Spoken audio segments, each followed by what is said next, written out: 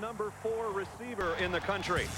And a running back ranked 7th in the country and on his way to another 1,000-yard year. Add up all those numbers. What do you have? You've got a perfect 7-0. The Buckeyes at home in front of 95,000 getting set for the Iowa Hawkeyes. We'll talk more about it, but first, let's send it back to Mike Tirico.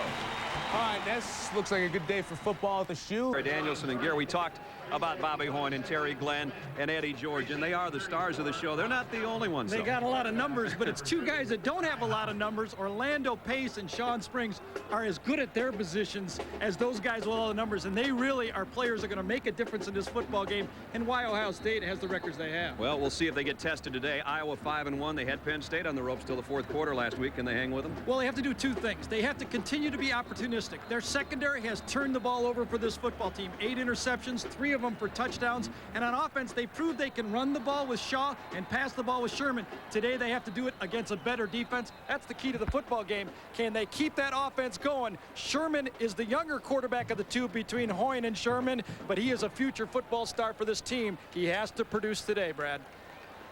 Well, we've got a cool day, 48. Perfect for football, though. Chance of rain. And Ohio State won the toss and deferred to the second half. So we'll see young Matt Sherman and the Iowa Hawkeye offense of Hayden Frye first. The coach has done pretty good in this building. 17th year at Iowa, but he has won here 2 of the last 3 trips into Columbus. And Brad, you know about Hayden Frye. I mean, he's never going to lay all his cards on the table until the game starts. And John Cooper's got a stacked deck. He's got a lot of cards with this unbeaten team this year. Interesting story as Ohio State gets set to kick off. It's Andy Stamp, who just joined the team this week, a walk-on, as the new kickoff man. And Tim Dwight will field this one at the 9. He broke through the first wave and got out to the 30-yard line. And that's where the Iowa offense will go to work. Gary talked about Cedric Shaw, the number 3 rusher already in Iowa history, with Sherman and Filer as the fullback. Scott Slutzker, career highs last week against Penn State. He had 8 catches for 167 yards, joining Dwight and Odoms, the wideouts. And Jeremy McKinney on the spot. He gave up some sacks last week. Ross Verban normally plays that position. He's injured. We may see him today. Purdy, Wigman, Goff, and Quaker round out the front wall for Iowa. And it's a toss to Shaw. First play of the game. And he has to struggle just to get back to the line of scrimmage, and he doesn't quite get back to the line of scrimmage. Luke Fickell made the tackle. He's up front with Mike Vrabel, who almost had a career just in the first series last week against Purdue. Fickell, who made the stop there, Bonhouse, and Finkus. The linebacking core, Belisari, one of the semifinals for the Buckeyes Award with Johnson and Miller. And in the secondary, Sean Springs is back. He's a dandy. 3 interceptions on the year. Kelly Gwynn and Ty Howard round out a good Ohio State secondary. Second down at 10, no gain for Shaw in the first play of the game. Sherman rifles it out. His receiver slipped. Damon Gibson was out there, made the break, and there's the numbers on Matt Sherman. Sherman is one of the most accurate passers I've ever seen come into the Big Ten. Completed 71% of his passes as a freshman last year before he was injured, and he is the guy who can throw the ball accurately. When you talk to the offensive coordinator, Coach Patterson, he says he is in the mold of a Chuck Long. He can take us all the way in the future. He's going to have to take them 10 yards right here on 3rd down. On the season, Iowa number 5 of 11 teams in the Big Ten, if that math makes any sense. Handoff Shaw, and he's drilled. Finkus and Vrabel are there.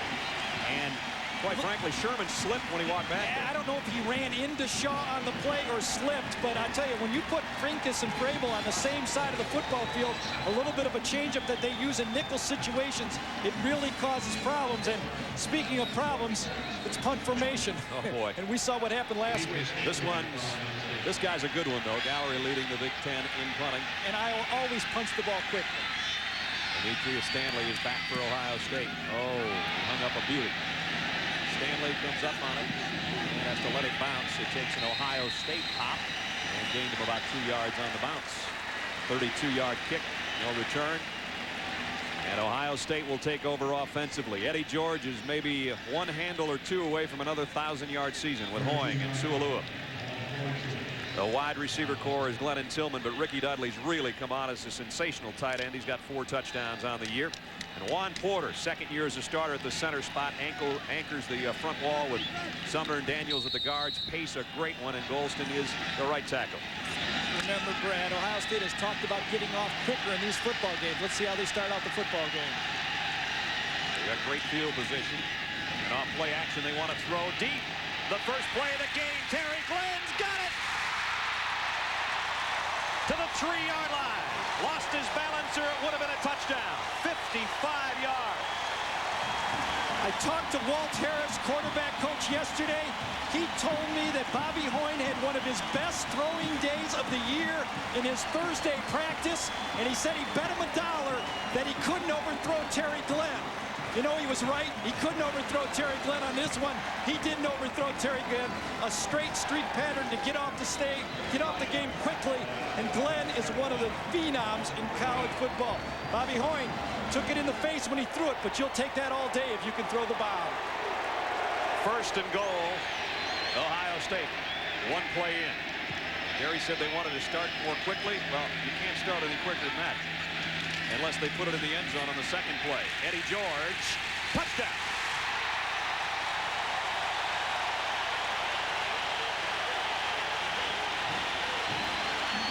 That's what you call a short scoring drive. Yeah, you have the type of talent they have on offense, and they want to stretch this field. Talking to offensive coordinator Joe Howells yesterday, he said we want our talent to make that field as deep and as wide as possible, and then come inside and hit them hard behind Orlando Pace and give the ball to Eddie George. And, you know, not much of a drive, as you said. 2 plays, 7 points. 31 seconds for the touchdown, and now Josh Jackson for the extra point. Right down the middle. We're 2 minutes into the game. Ohio State's already in the Iowa end zone, courtesy Eddie George. 7-zip Buckeyes.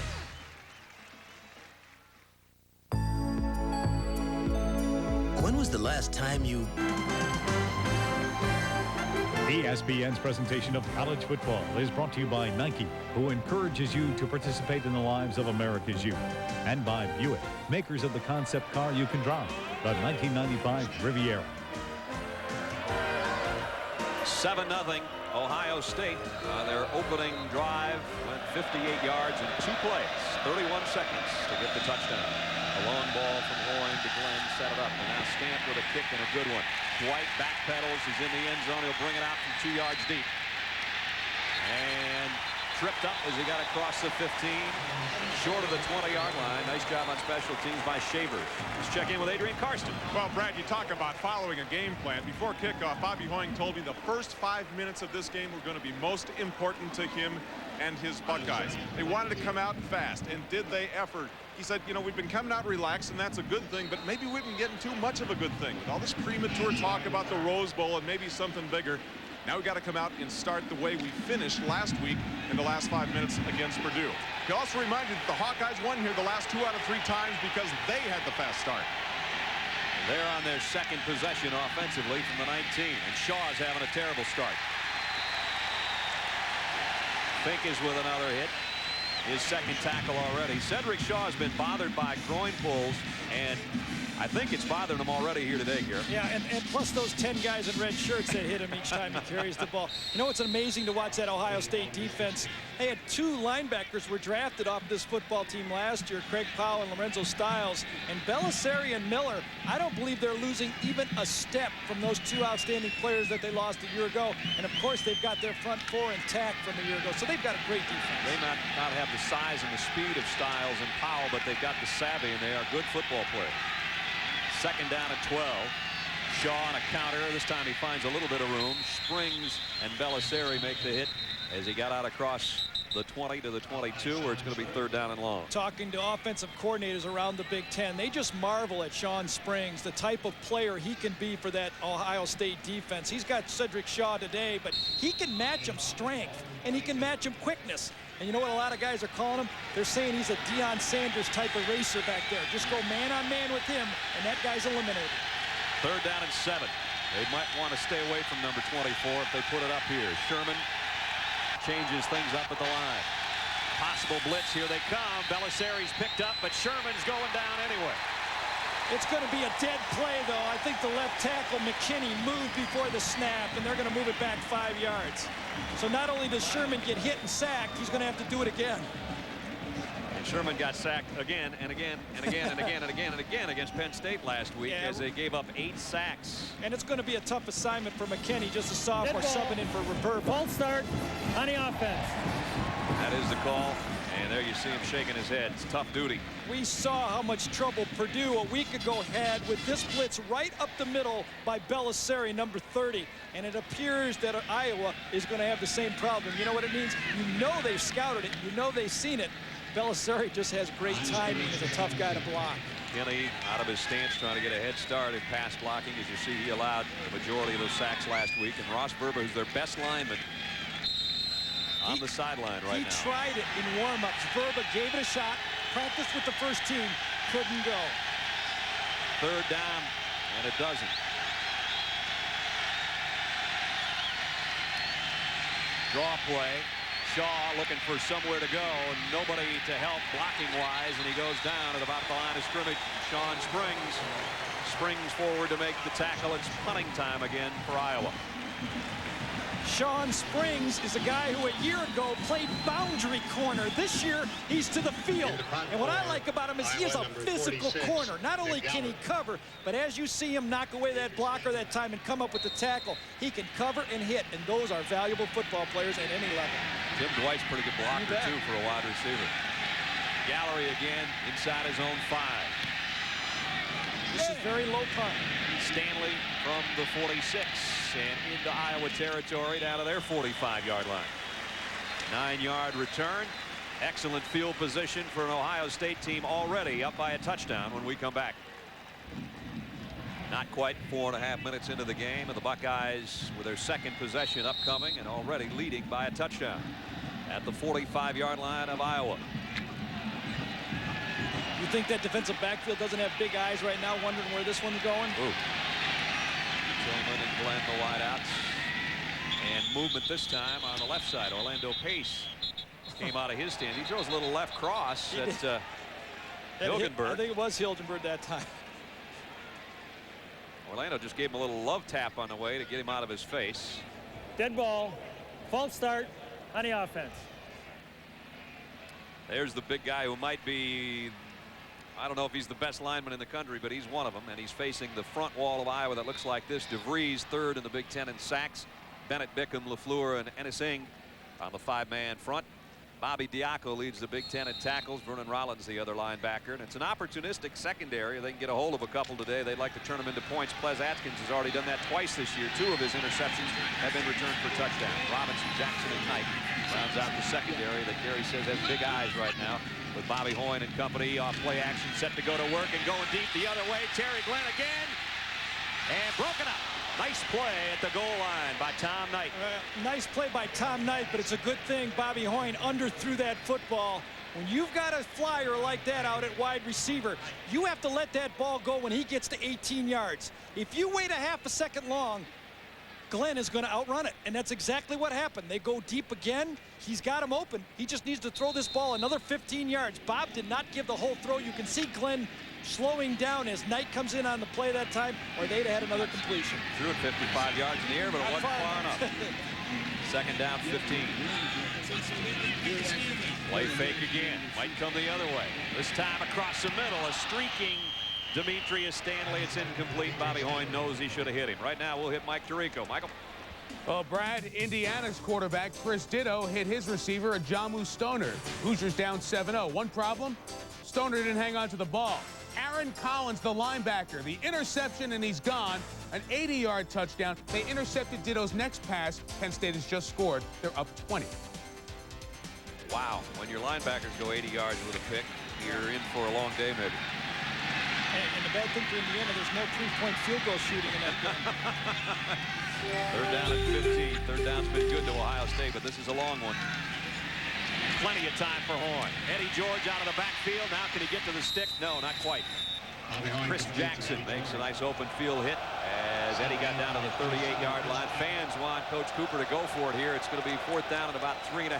And with the type of offense they have, and in this position on the 38-yard line, I think he should go for it in this situation. So does he. And think about what Iowa is faced with here. You've got the mismatch. Will they go behind Orlando Pace with one of the best running backs in the country? Or will they drop back and flank you with those 2 wide receivers, pitch the ball outside on a short pass to Su'Alua or George? They've got a lot of weapons, tough to defense. Let's see how Iowa comes at them.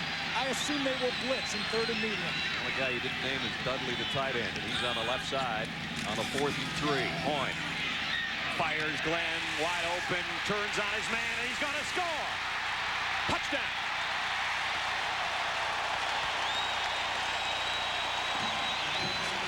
Iowa did blitz.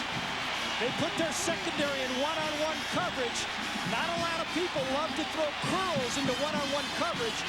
Quarterback coach Walt Harris does, though. This is the same pattern that Purdue intercepted last week. They went back to work at it. This time Bobby Hoyne keeps the ball outside. Too much speed for Ples Atkins that time. And Terry Glenn is into the end zone. And it's the same pattern. Terry took it 82 yards against Notre Dame. Absolutely, and that one was against double coverage. Right. If you have confidence in a hook pattern, it doesn't really matter what the coverage is. You just find a seam and put it in there. 38-yard touchdown, and Josh Jackson for the point after. And about as quickly as you can go up 14, Ohio State has. 9:26 remaining. Terry Glenn, single season mark for touchdown catches. He broke that last week already when we were here against Purdue. A record that was shared by Joey Galloway and Chris Carter, and now this guy's in record books all by himself and just keeps adding to it, Gary. What you like about Terry Glenn is the way he gets in and out of his cuts. I don't think he's as fast as Galloway in a sprint, but I think he's more acrobatic with the football. I think he has just as good a hands, and he has an ability to make an acrobatic catch all over the football field. And you know, with the coaching and the teaching that's being done at Ohio State right now, they're running as good an offensive system as anyone in the country. 13 touchdown catches for Terry Glenn. Enough to make you smile on the sideline. You see the guys, they're almost kind of embarrassed. Stanley Jackson, the backup quarterback there, number 8, is saying, that isn't even fair. You know, you throw a little hook pass and you take it into the end zone. Not only is Terry Glenn adding to records, but Bobby Hoyne with that touchdown toss got his name in the record books all by himself, too, as that's his 20th touchdown pass of the season. That's a new Ohio State single season mark. And Andy Stamp, the walk-on freshman, with his 3rd kickoff. I don't know if he knew he was going to be this busy today. Yeah, he kicks this many, he's got for a scholarship. Dwight on the return got tagged at the 24. And Iowa down by 14. Penalty marker down as well. Later today, 14-0 on our scoreboard here. On the receiving team, during the run back, 10 yards, 1st down.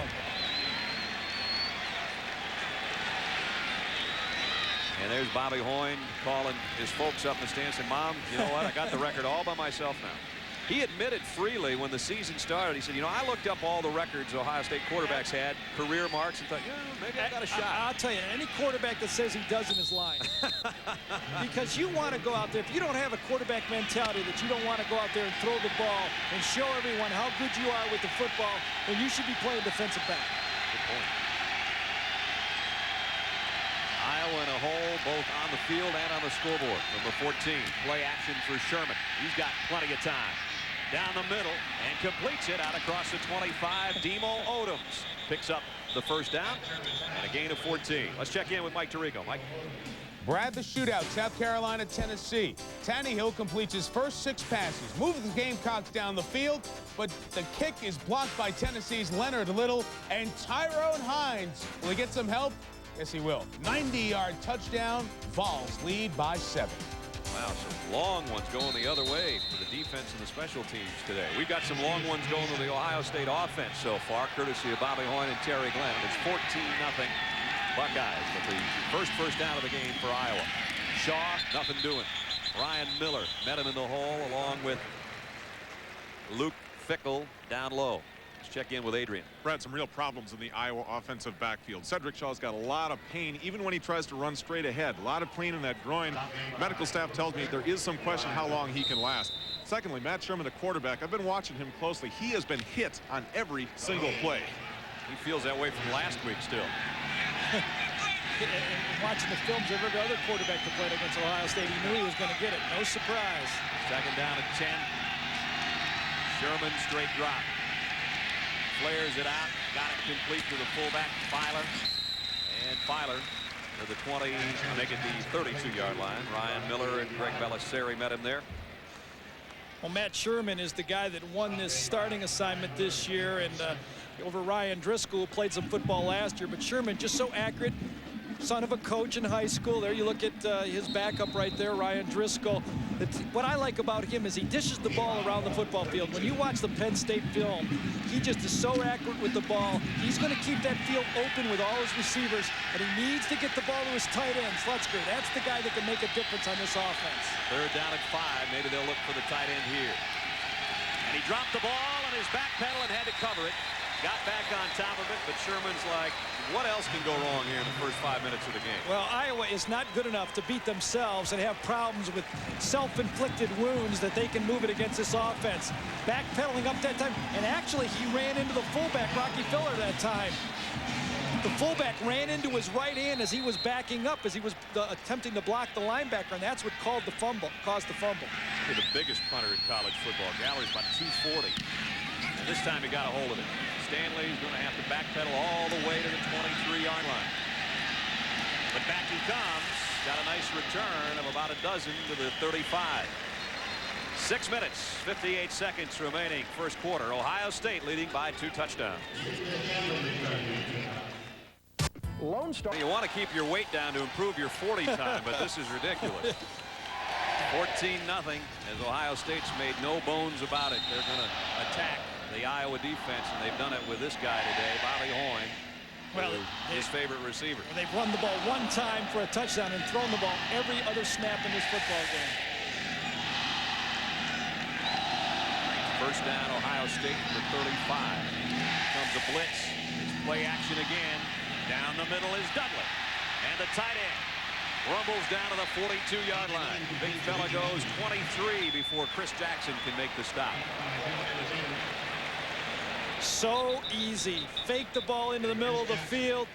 Get the linebackers to step up. You can see a blitzing type of a play trying to stop the run from the Hawkeyes. There's the tight end. Free safety in the middle of the field. Jackson just hook up, pitch and catch to a guy who's 6'8", makes it pretty easy. But downfield at that time, Terry Glenn had a little bit of a battle with the corner that time, and offsetting penalties isn't going to mean much. But boy, they are aggressive in this offensive game plan so far. Offsetting personal fouls. It'll stay where it is at the 42. Nothing like a 5-year contract, a quarterback coach, and some good senior quarterback and wide receivers to open up that offense, is it? I guess so. They haven't even had, as Gary said, to give it to Eddie George. Only one time, and that was a touchdown. We might see him here. From the 42, Eddie George. Big hole, left side. George down to the 26-yard line. 16 yards for Eddie George, and over 1,000 he goes for the second straight year. And that is joining some pretty good company, because all the great Ohio State running backs, as that's being made known to the crowd right now. You've got some other guys in front of you named Keith Byers, Tim Spencer, and the great one, Archie Griffin. The only other 3 backs in Ohio State history to have done that. Eddie George, such an intense runner and a strong runner, and that's what John Cooper wants. He wants that inside hammer and the finesse with the pass game. First down at the 27. Eddie again on the cutback, and he's got almost 10 more before they can bring him down. Atkins and Robinson made the hit in the secondary. Eddie George, and there's the group he's joined. What do you do, memorize these things before the game, or do you just... Sometimes you actually work before you come to the stadium. Well, I'll tell you who's working right now. Ohio State is going to run the ball left, and whoever lines up over Orlando Pace has got a lot of work to do, because I think he might be able to block 2 guys at that time. Archie Griffin won 2 Heisman trophies. Keith Byers is making quite a bit of money in Miami, and Tim Spencer's a coach here at Ohio State, and he quite frankly looks like he could get out there and still go. Oh, there's no doubt about it. He looks the same. Absolutely does look the same. He shook my hand the other day, and it took me an hour to recover. That far short of the first down, about 3 chain links. There's Tim. in a real passing down right now, 2nd and inches. I'm sure Bill Berger, the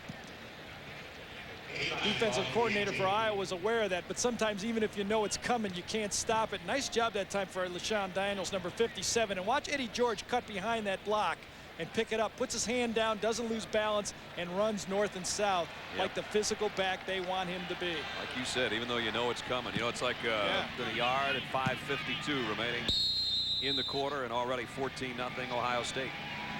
Would not be surprised Ohio State doesn't fake it into the line and see Terry Glenn catching this football again. Both wideouts to the top of your screen, Tillman and Glenn.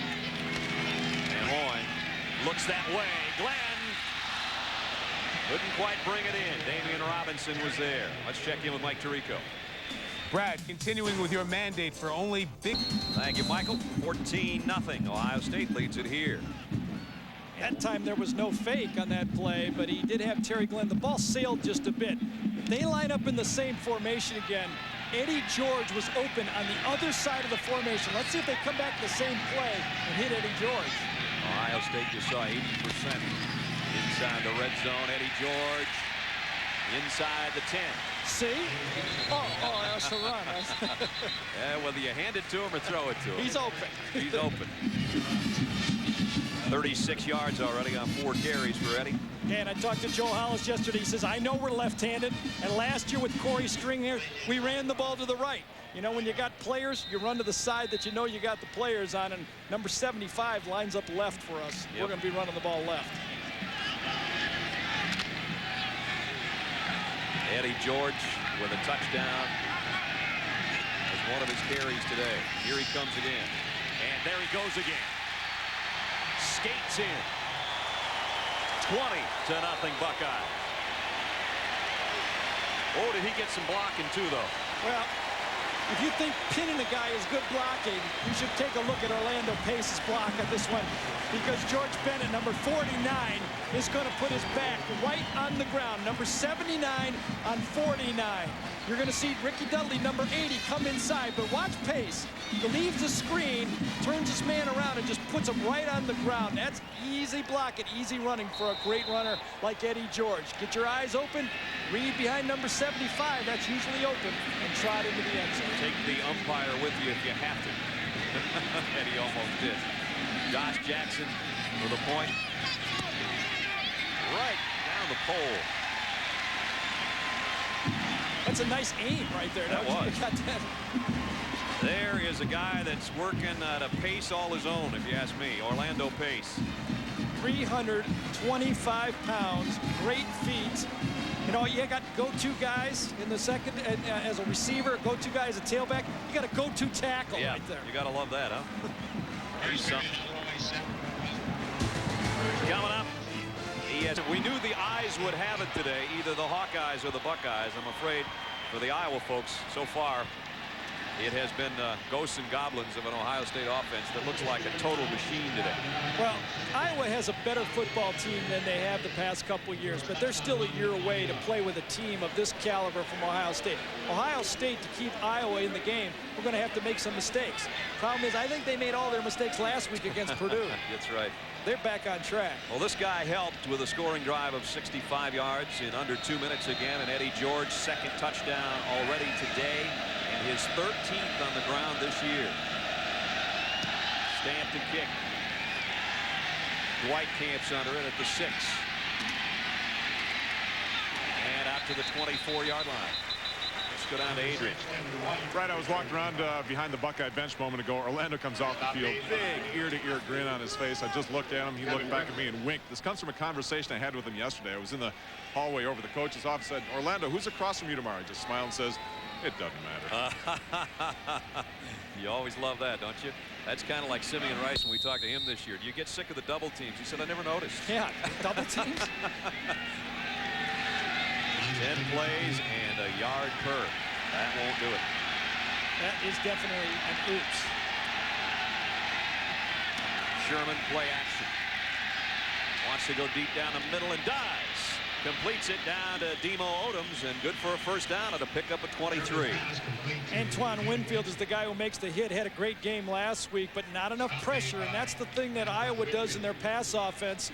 Really opened it up for the first time last week against Penn State. Sherman had a little pressure from Finkus that time, but in the secondary, a trail route right across the middle of the formation, and coming across, Winfield is going to get it. Sherman going to wait till the last second, and Finkus is going to come in and plant him, and that's what you want to do when you're a defensive lineman. Keep letting that quarterback know, I'm going to hit you even if you let go of the ball. Cedric Shaw goes out of the slot to the left side. Sherman, play fake again, deep middle, and he got it down to the tight end. Inside the 30 is Derek Price.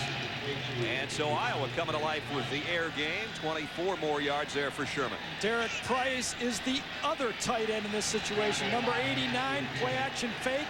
He's going to come inside the linebackers and just get right behind him in that little hole and kind of set it down. And Sherman does a nice job of just throwing to the hole and not leading the tight end downfield when he can get the big hit from the defensive backs. When you have a 250-pound tight end like Price is, you throw it right at their numbers and let them get hit in the back. All of a sudden, the fans here don't like the fact that Iowa's on the Ohio State end of the field, so they come to life. As from the 28, it's first down, Hawkeye. Across the middle is Dwight. Tough catch and some traffic. Belisari is there. 12-yard pickup, another first down. Well, Timmy Dwight is one of the toughest guys on this football team, and he's a playmaker. He was a high school running back, has absolutely no fear of coming across the middle of the formation and catching the ball. And these are the plays that gave Penn State secondary so much trouble last week, is guys that are willing, especially at 190 pounds or 5'9", to come across the middle and take a catch and take a hit. And they take it to the 16-yard line. White's got 5 touchdowns this year. Iowa comes out slinging it. Intercepted by Belisari at the 7. Sherman's got to make the stop as Belisari takes it back 22 yards on the interception. Sherman on the bootlegs saw his tight end, Scott Slutzker, open in the curl area. But I'll tell you, against these linebackers, when you're throwing the ball over the middle, you better account for him. It looks like he's got the tight end open, but here comes number 30. He reads the play, reads the eyes. We saw it last week with Ryan Miller. These linebackers for Ohio State are in the old tradition, the Randy Gradishires, the guys that can read the eyes of the quarterback and make plays at linebacker. So Ohio State comes up with the interception and with a 21-point lead, takes over on offense again. Terry Glenn in motion toward the ball. Boyne might want him again. And undershot it. Incomplete. Out near the 43-yard line. Let's check in with Adrian Karsten. Brad, keep your eye on number 27 in white. Iowa defensive back Chris Jackson has suffered a bruised right shoulder. Now, bad news travels fast. There's a fellow over here from Ohio State who overheard the information, ran over to the offensive bench for Ohio State. We'll see if the Boeing and company goes after him there. All right, he's got it kind of taped up there under his pads a little bit. That's not fair, is it? Put the guys over there on their bench to hear what's going on. Spy. 3:39 left in the quarter. And 2nd and 10 for the Buckeyes.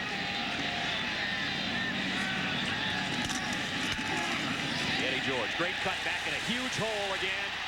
Takes it out across the 40 to the 43. Give him about 14 yards on a romp. Damian Robinson made the tackle. Well, and Damian Robinson's going out. He's got a bad wing. His arm is dangling after making the stop on Eddie George. You can see the Iowa defensive line. They're going to try to move around. They don't feel they can match up against the Ohio State man-on-man. Sometimes you guess right when you move. Sometimes you move in the wrong direction and you create holes, crater holes like that one that Eddie George ran through. Maybe a stinger is Damian Robinson. You see him making a fist trying to shake it off. He hurt his arm on that tackle. On first down, Hoy. Glenn's got it and may go. He will. Touchdown, Ohio State. It's a clinic at the shoe, 56 yards.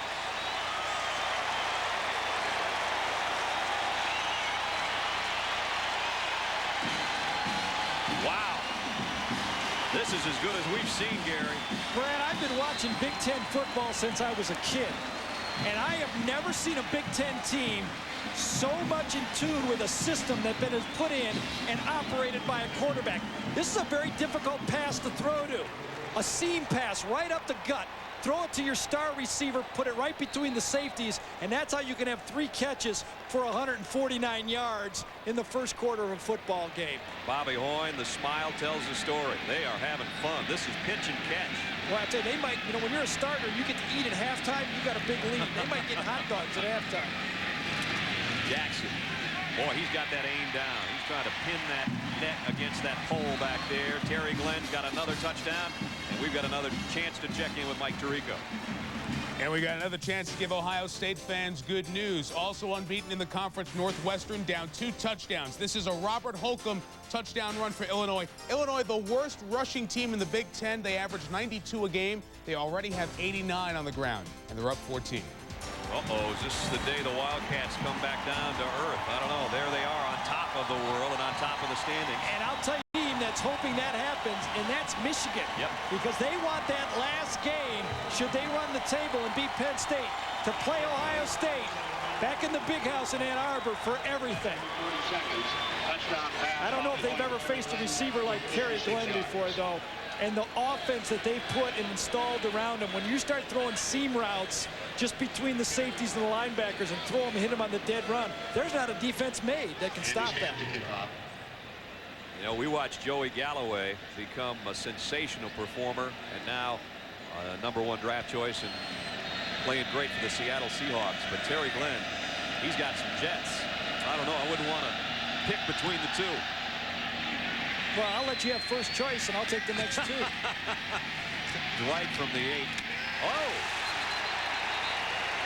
That's the second big hit on special teams for McClellan. That was a stick job. Well, when you got it going, it's just like snowballing on you right now. This is where you start wondering about your fillings. Yeah, right about here. And then you start saying, are there fair catches allowed on kickoffs? Because this is no fun, guys. You know the bad thing at Ohio Stadium is you just keep looking up at the clock, and they have all the stats up there and all the numbers, and you go, is it just the first quarter? 2:58 left in the first quarter. 28-0, Ohio State. Buckeyes from the 21 with a toss to Shaw, and he slipped on his fullback, and he's going to go down for a loss. Filer was trying to throw a block for him. And he's talking to Anthony Gwynn, who helped on the tackle. But again, it's Finkus from the front wall who made first contact. And there is what Gary was talking about. You just keep looking at it. You see right there, and the time is going. You see you only got -8 yards rushing, and you go, oh my. And it goes down. You look up, and it goes down to 69. You know, if you prorate this, you know what it ends up with for the game? They're going to get close to 1,000 yards. 976 yards? That's the pace Ohio State's on right. Pat McGrath, you're sick over there. You know that? He needs to get some other life. Here's Sherman rolling and throwing, and wide open is Willie Guy.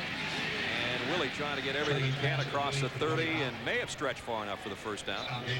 Ty Howard made the tackle. You know, we continue to talk about the Ohio State offense, and rightly so, but I think this Ohio State defense is really coming on now. They might have got off to a little bit of a slow start, but remember the competition that they were playing early in this football season.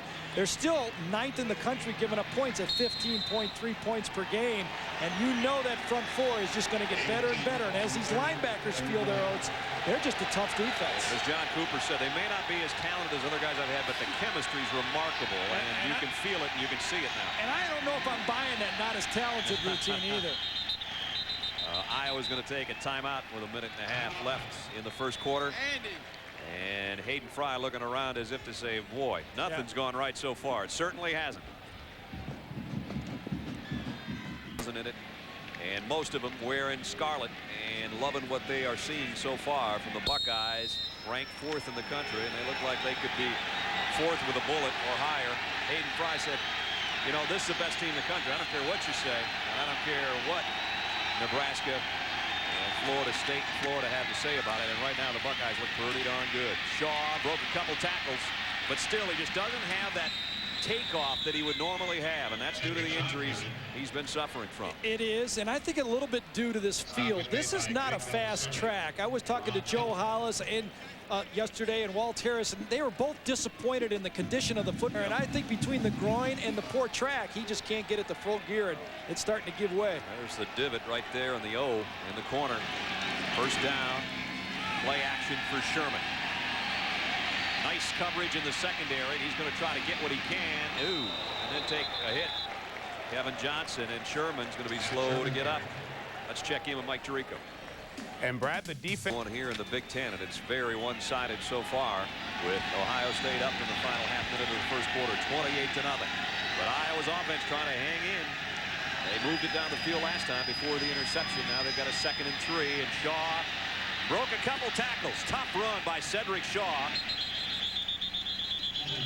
And if he thought he had groin pull problems coming in, if he keeps running like that and running over guys, he's going to be real stiff tomorrow morning. Yeah, it might be the best part of him after the game. Everything else is going to be bruised. He has a lot of effort on this football team, and you can see the pride in this run right here, the way he runs the ball and why he's such a great back.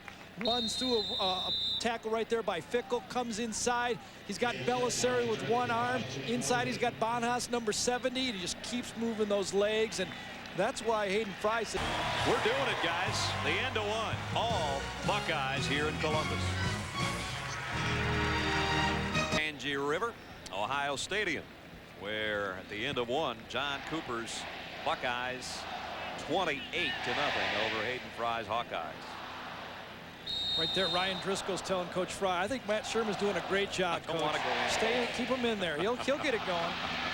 1st and 10. Sherman's doing what he can. He's taking some licks and made some completions. He got a 1st down at the 46. Here he is off play action again. Scrambles around. His safety valves. Filer ups, and Sean Springs comes up. Loose ball. He might go. Springs will take it on the interception for the touchdown.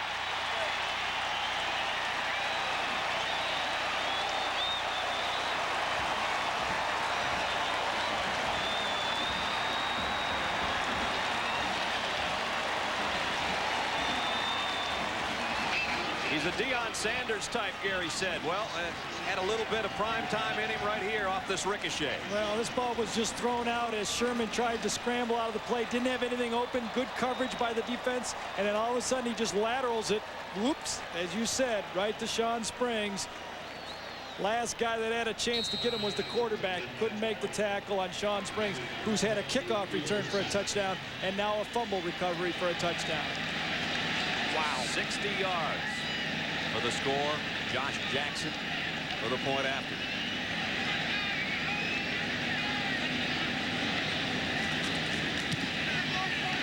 $35-0, Ohio State. Sherman, Filer couldn't handle, and Sean springs to action. There's the Iowa fullback, Rodney Filer, who couldn't handle that safety valve pass of Sherman, but Sean Springs certainly could, and Sean took it for a touchdown. 35-0, Ohio State.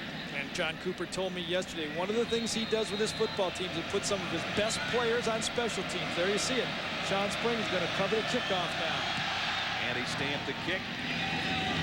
Tim Dwight camps on it at the 11-yard line. Man, he got mugged again. Willis with the hit that time. First quarter statistics, the one that lies is down there in the right-hand corner. Time of possession means nothing to Ohio State. No, not when you have 28 points and total yards the way it is, and you hit 3 bombs against a football team early in a football game. Those, you know, you pick up a lot of yards pretty quickly when you throw the ball deep like that. Ohio State has done absolutely everything to perfection here so far. And I think John Cooper, you know, the system is the way it is. He knows he wants to put points on the board. He wants to get to be one of those top 2 spots in the polls. And you know, the way it looks now, the highest he's going to get is 3rd if he wins every game. Sherman calls out to Dwight and over to his tight end Price. Here comes a blitz on 1st down. Throws the out, incomplete, intended for Demo Odoms. Let's check in with Mike Tirico. back comes Northwestern, down 14. Here it is, all Ohio State, 35-0, early in the 2nd quarter. Sherman. Intercepted twice today, once by Belisari, once on the ricochet by Springs a moment ago. Flags down. I think we're going to have a holding call as the pass intended to the tight ends incomplete. It's exactly, and Jim Kemmerling is our referee. it's exactly what it was. They ran a game up front. One of the offensive linemen up, number 61, this time to the outside, but I really think it was to the bottom of the screen. Well, there's a handful right there. Vrabel right there. Yeah. But I think the call was closer to the line of scrimmage against Jeff Wilson, number 91, is the guy who got grabbed. I can get him anytime I can. Pincus isn't in the game, so let's see if Vrabel can get it. Second down at 23 after the walk-off on the penalty. Here comes Vrabel. Sherman got rid of it, and it's intercepted again by Belisari. Well, he's not hurting his Buckeyes candidacy. He's got 2 picks today. They're just so good at reading the play, reading the eyes, and not going right. Matt Sherman does not have a strong arm. You're going to see Belisari in the middle of your screen looking for the receivers and just follows the eyes right to the throw. That gets a little easy right there because that one was thrown right at him. That's one. And if Dwight doesn't come back and make the tackle, Belisari's going to put it in the end zone. And Matt Sherman, nice offense against some of the teams, but not against this football team. He had gone up to the Penn State game 100 straight passes without a pick. He was intercepted twice last week by the Nittany Lions and now 3 times here today. There goes the seam passes again. Hoyne, he's going to run with it. Bobby Hoyne, open field to the end zone, untouched.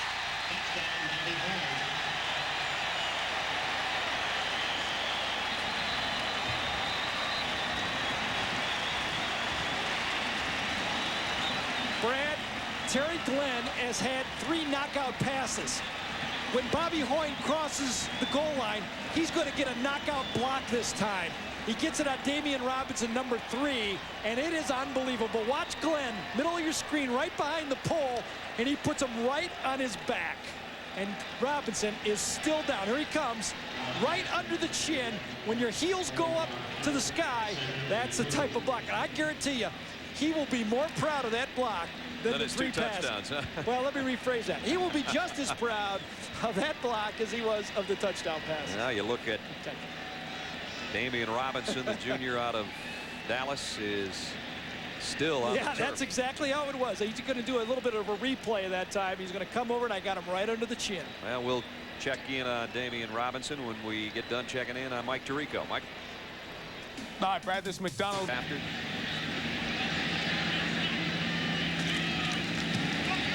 Up and good with 14 minutes and 11 seconds left. Hoyne has thrown a couple and now run for one. Let's check in with Adrian. Brad, behind the Buckeye bench, I'm getting the impression these guys feel there is nothing they can't accomplish. We talked about Pincus and Vrabel in that earlier defensive series. These guys, before they went in the game, got up and said, look, we're going to be as good as the offense is. We're going to keep Iowa out of the end zone, and we've got to score. They say it, they do it. It's absolutely unbelievable. I've never seen so much confidence in a football team in my life. Well, there's the guys that can create some havoc up front when you're Matt Sherman looking down the barrel of those 2. A pair of all Big Ten defensive ends. They're both still just juniors, and those scoring drives, those are like Penn State scoring drives a year ago.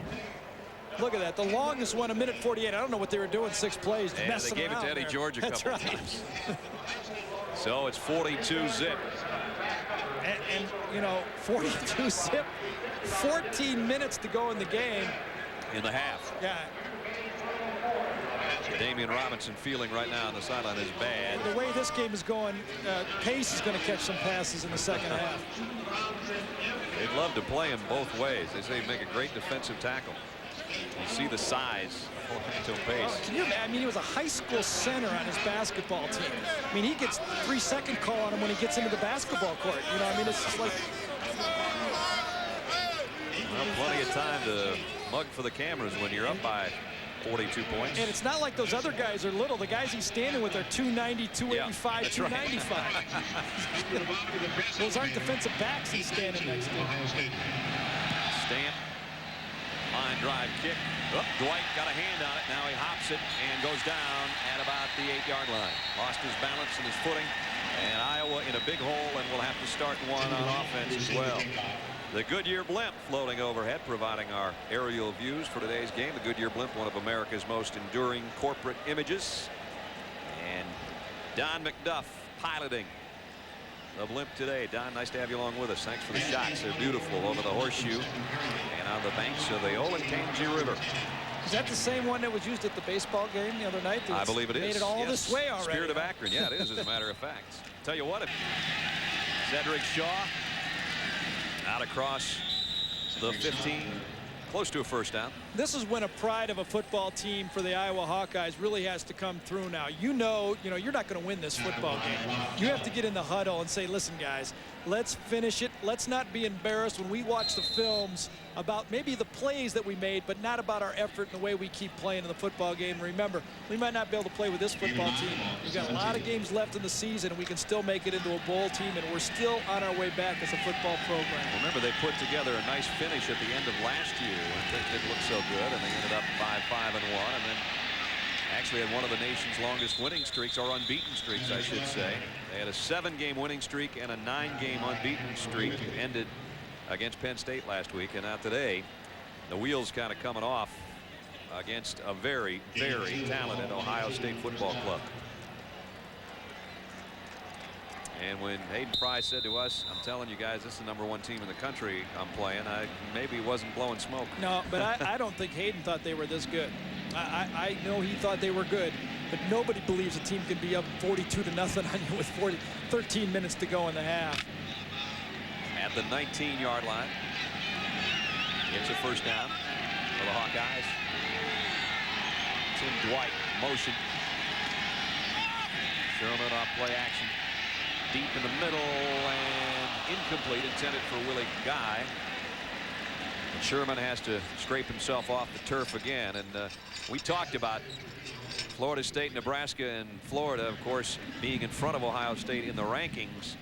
But when you look at what Ohio State's had to do schedule-wise, it's been quite a go. Well, it really has. You know, Notre Dame and Penn State and who they still have to play yet in this team. And then, 5 top 25 teams when they played them. And Florida State, though, the tough part of their schedule is now coming up for that football team. But it still makes a difference. When you have tough games the whole year, it's hard to get up all year. And that has to mean something. And that's what John Cooper is saying when he lobbies for his #1 ranking.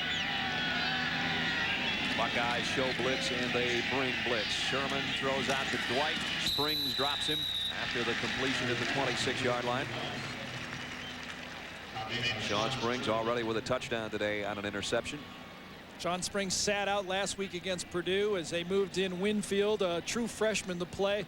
Dwight's going to come in. The outside receiver is going to get a little bit of a rub inside to kind of pick off Springs. See it right there with his right arm, and there goes Dwight out to the outside. Little pick play to the outside, and Springs makes the tackle. You saw Springs' closing speed, though, so much. Even though he was brushed a little bit, he still got over to Dwight, kept him short of the first down by 3 yards. And on third down, incomplete. Demo Odoms on the slant, I guess, was the intended receiver. That was not a well-thrown ball. I think that might have been tipped, though, up front. When you got throwing a short pass, you got to get those hands down. And I'm not so sure Fickle didn't knock that ball down. A lot of backups in this football game.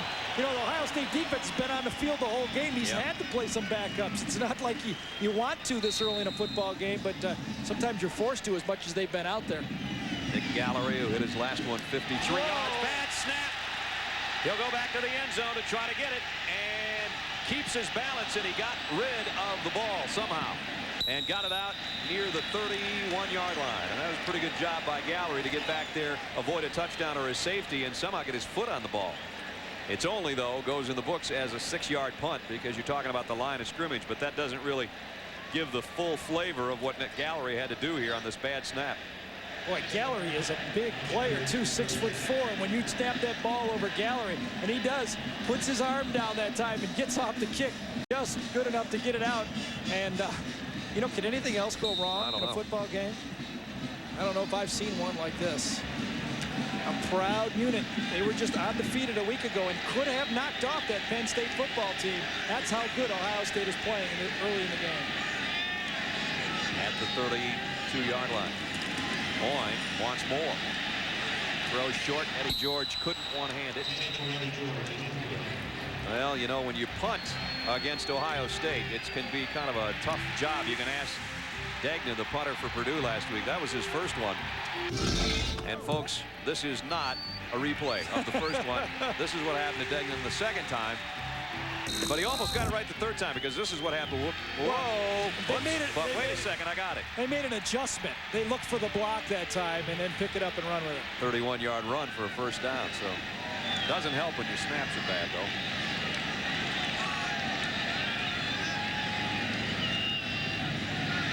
No bad snaps for Ohio State today, unless they're on their helmets. 42-0. Hoyne is a broken play.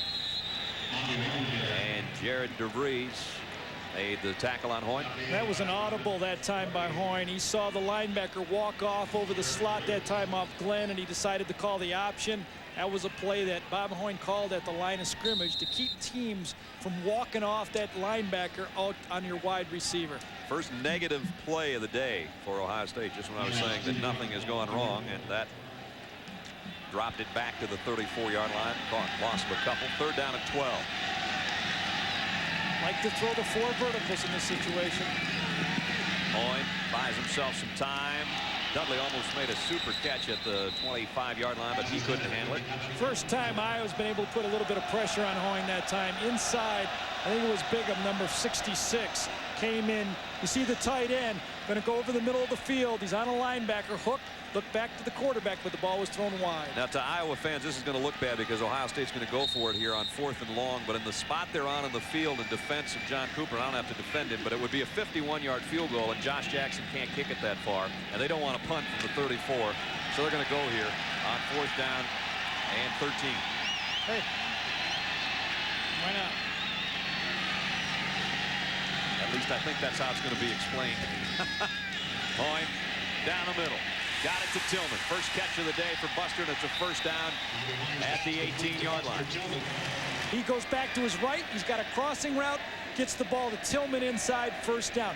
You know, when I talked to Walt Harris yesterday, he said the key is the system.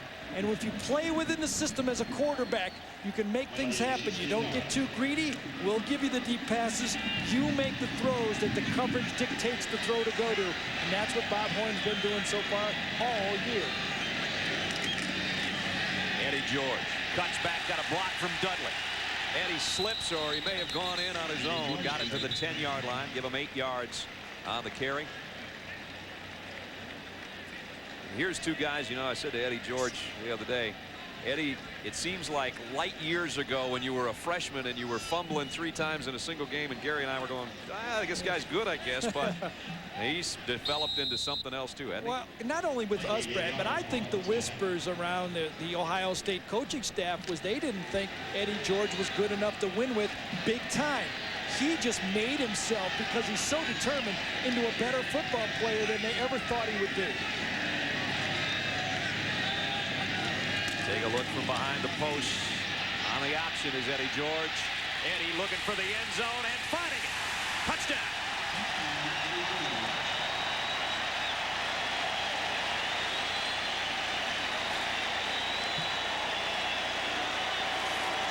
The option play to the slot receiver again when you walk off a linebacker on those receivers.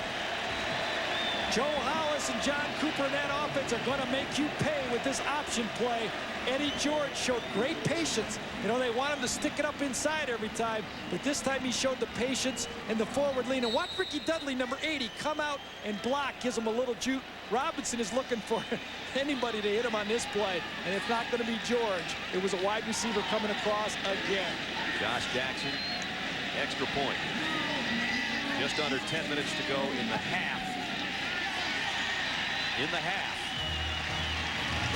It is 49-0 Ohio State.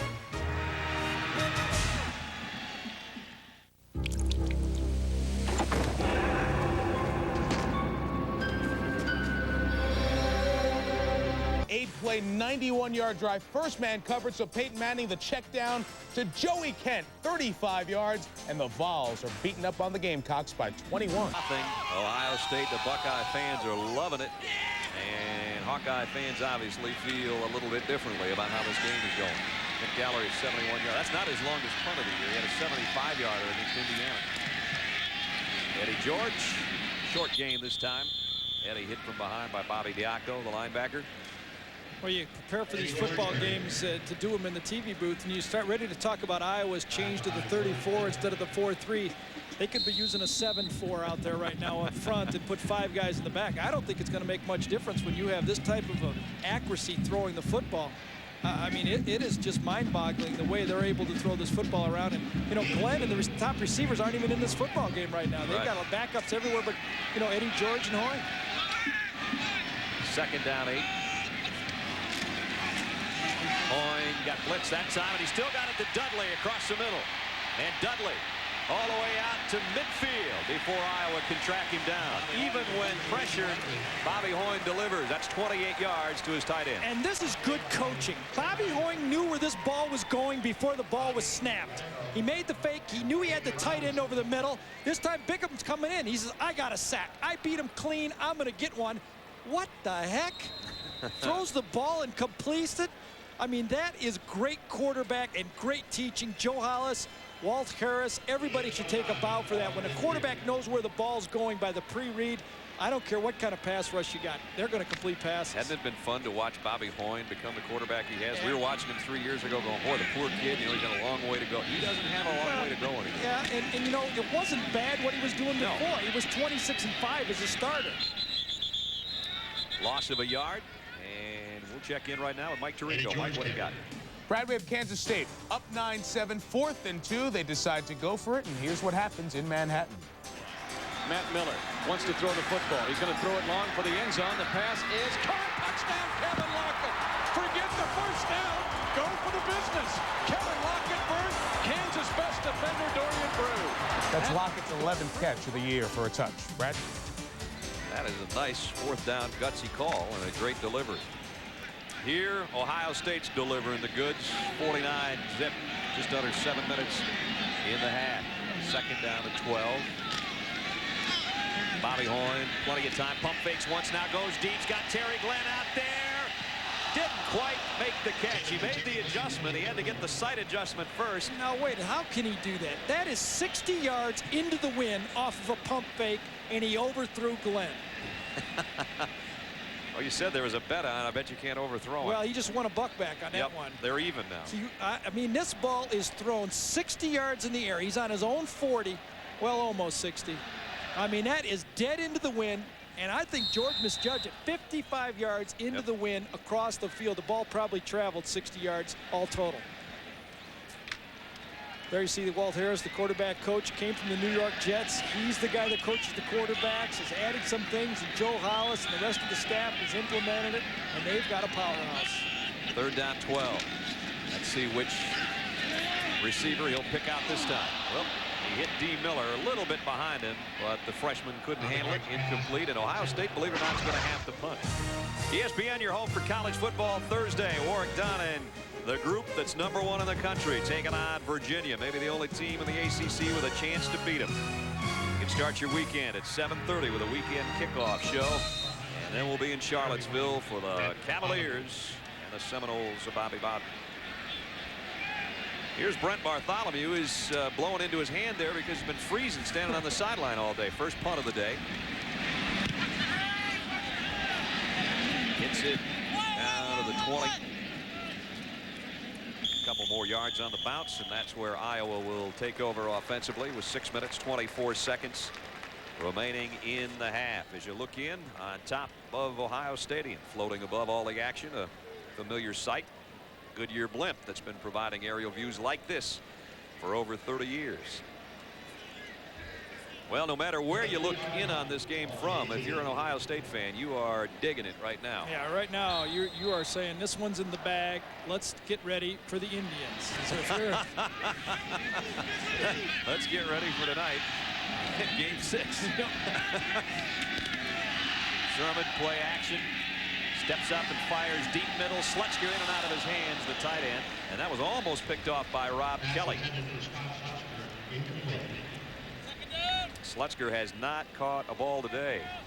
Eric Price has, the other tight end, but Slutzker, who had the big game against Penn State, had a chance there and it skipped off his hands. And I tell you, when you watch that film, the way they moved the ball around against Penn State, I mean, they ran every type of pass play, and they were just throwing to everyone. I really thought they would be able to move the ball against Ohio State, but this avalanche of points has really taken the steam out of everybody on the football team. You know, the Ohio State-Penn State game was a great one, and we said to Joe Paterno last week, said, Joe, is it safe to say you played your best game of the year and lost against Ohio State? He said, yeah.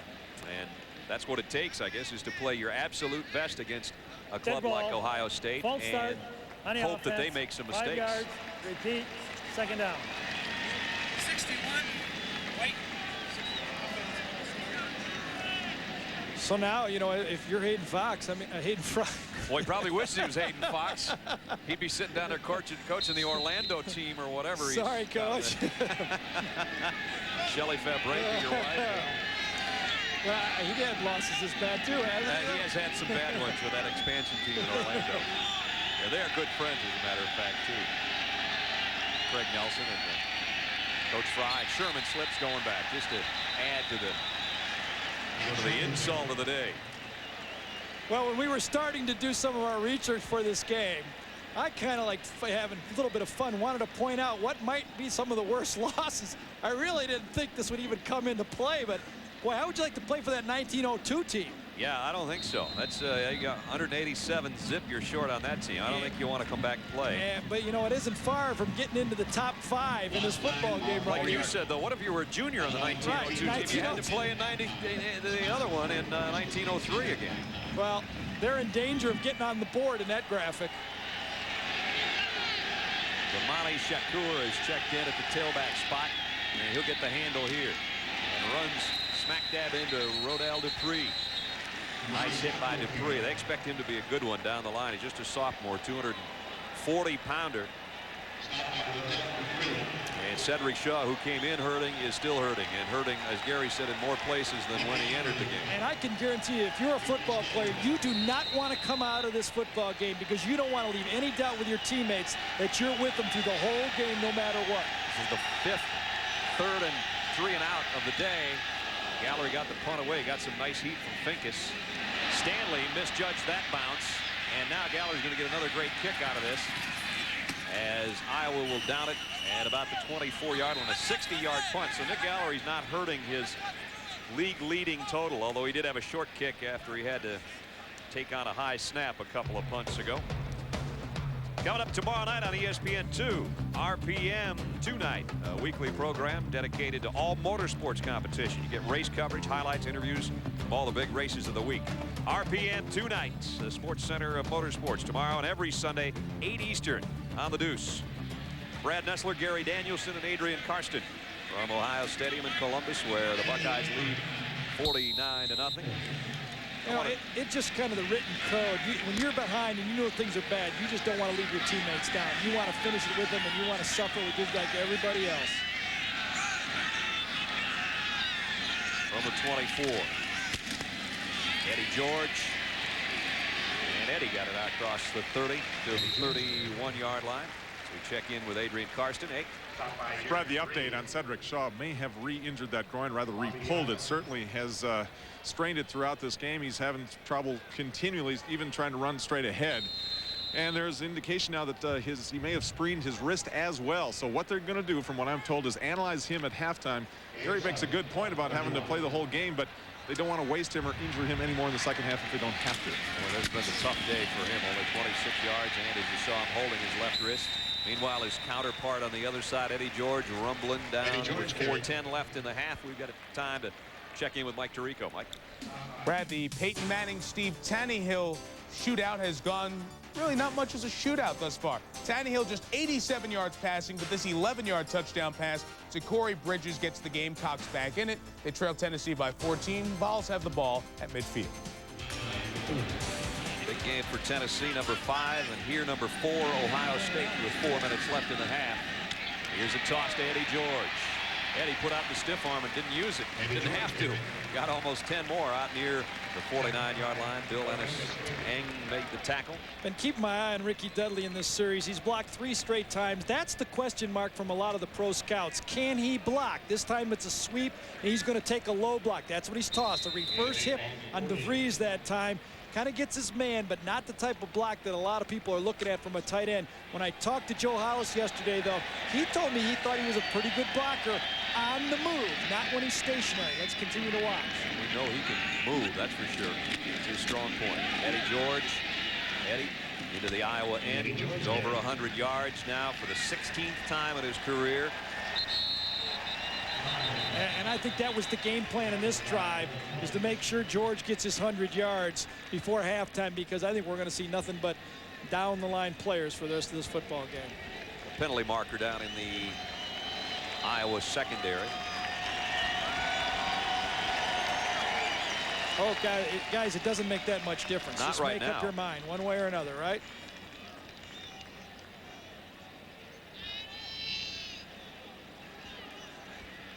.3:15 left in the first half. What do you got, Jim?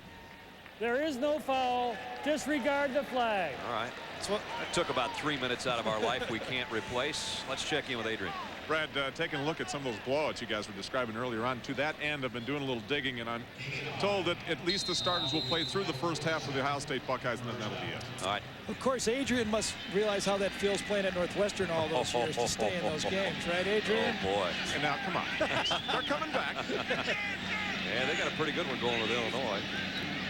Pepe Pearson's checked in for Eddie George. Maybe you've seen the last Eddie today. Here's Pepe on the screen pass, though, with pace in front of him. Get behind 75, Pepe, or just take it yourself. All the way to the 3-yard line. When it's working, it's working. Well, it's going to work. I mean, when you run the plays, when I talked to Walt Harris yesterday, he told me the idea with every call is we want to make the defense guess what we're going to call. This time they want a screen, and you said it. Number 75, right side of your screen. The man is 6'6", 325 pounds, and he is running just as well as that back with the football. Pepe takes it inside, and if he'd have followed Brad's instructions and stayed with 75, they'd be changing the scoreboard again. You know what that looked like? Looked like those Thunderbird guys when they're in formation, and then one guy just veers off. And Pepe veered to the 3 where it's 1st and goal. They like to pitch it down here to George. There it is. Eddie looking for another one. Waits for his blockers and goes in untouched. Same play they scored against Penn State, the big come from behind victory they had. And then when you run the ball left, and you're going to have a little flags and paces in the middle of it again. Well, he's in the middle of everything, really. Yeah, he is. It's hard not to be when you're that big. He is the middle. Eddie George in the end zone again for the 3rd time today.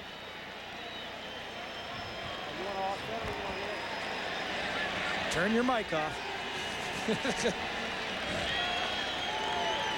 That is Eddie George's 4th touchdown. I beg your pardon. We have a touchdown. We have a dead ball, personal foul on the offense, dead ball, personal foul on the defense. 4th time in the Iowa end zone today on this one. Yeah, they like to pitch it left behind pace. He smothers his man. He's on top of him. The guy's probably suffocating. That's really what probably started the situation right there. Let me up. Can't breathe. I can't breathe down here. Josh Jackson. You ever do that to your kids? You're wrestling with them 1 second, all of a sudden they can't breathe. You look at them, they're purple almost. And they're not Northwestern fans. Right. Here's Jackson, who's been a busy kicker today. And it is 56-0. Let's check in with Mike Tirico. Can we get him in the box down there, or do we just have a highlight? Mike, what do you have? Got a new look for the box as well, Brad. Coming up at halftime, there's another blowout going on in the Big Ten, and the other unbeaten in the Big Ten is in some trouble. Details on that. We'll tell you how Kansas is doing, trying to stay unbeaten in Manhattan, and we'll get you to Boulder to preview Nebraska, Colorado. All that coming up at halftime. Back to Brad and Gary. Mike won't know it till tomorrow, but it looked like Eddie George was trying to punch him in the face right there. The whole time. And he's just punching up this crowd, which is into the game. As they've just seen the Buckeyes go 76 yards, that time in 6 plays. And now they have their longest scoring drive of the day, 235. And there's Eddie's numbers on the afternoon. Are those Heisman-type numbers? Well, maybe not yardage-wise, but for what he does for his team, he's got to be about as good as any back in the country. Well, yeah, but he's going to suffer from the same thing that Penn State guys did last year. You know, you're going to split some votes between them. But you know what? These guys shouldn't care. No. You got an opportunity as a senior to run the table and go to the Rose Bowl. I've told you many times, I've played pro football for 14 years. I would have rather have gone to the Rose Bowl than the Super Bowl. Well, Eddie, I don't know if he's the mayor, but his name's been on the ballot all season long, that's for sure. He's quite a kid, too. Andy Stamp the kick. This one's going to go out of bounds on him, so Iowa will start from the 35 with 2:14 left in the first half.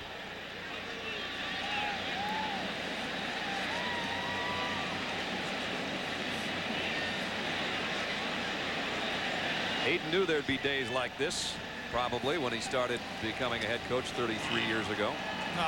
And now it's going to rain, too. Big time. Yeah, I said, you know, we're down 56-0. Now I have to use my hood. Now I have to stand out here and let it rain on me.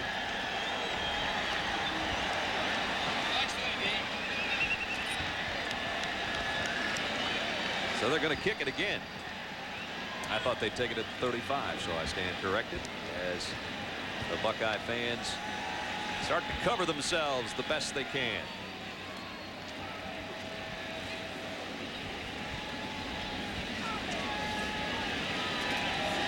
There's 2 guys up on the top. I hope they're not going to jump over that fence. It's not that bad out here. Well, not when you're a Buckeye. If they're wearing a Hawkeye hat, they might. Right. I wanted to say a special hello to a special Iowa fan who I know is watching, Sharon Menadu in Dubuque, Iowa.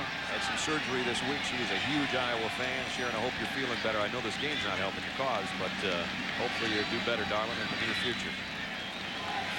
And now the wind's picked up, the rain's picked up, and McClellan's going to have to hold it. Yeah, and if you can tell me which direction the wind is blowing, you win a free game. No, because Clint Dean's our spotter, who spots everything, pointed out that a little while ago, the flags on one end of the stadium were blowing one way and the opposite direction on the other end of the stadium. We'll call them swirling winds. How's that? Tim Dwight from the 16. They got one going here. He's got a little avenue, and he's got some blockers. And slips at midfield, or he might have been off to an even better return. That one was good for 35 yards. Tim Dwight not quitting by any stretch of the imagination. Kid out of Iowa City, homegrown product. This is the first time they've ever been able to get the wedge in front of Dwight to time up perfectly. See the 2 guys holding hands right in the middle of the wedge right there. Now they need to let go of their hands and get a block, which they do.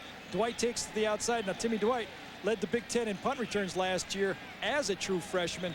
And now he's doing punt returns, kickoff returns, and catching balls as a wide receiver. Good football player. A little bit faster than you realize, too. He ran a 10-300 meters. He's wired. School, and he's barbed wired.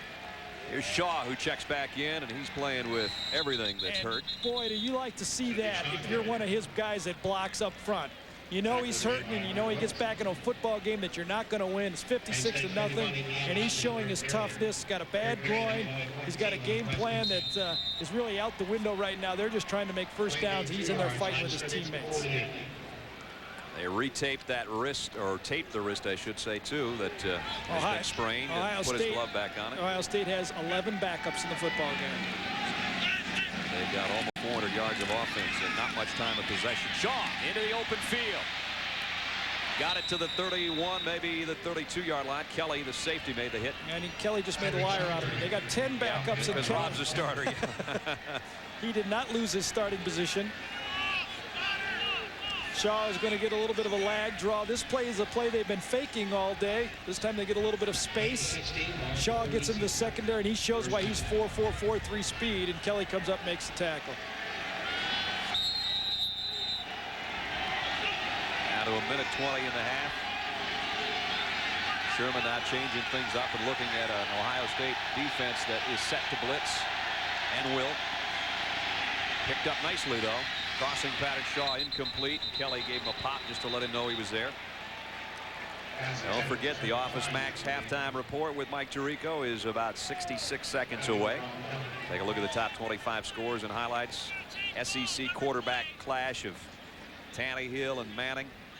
Preview Nebraska and Colorado, a huge game in the Big 8. There's a big one going on right now that Mike will tell you about too, between Kansas and Kansas State, and also keep you abreast of the Northwestern Illinois game, which is of a highlight here to the folks watching Big Ten football.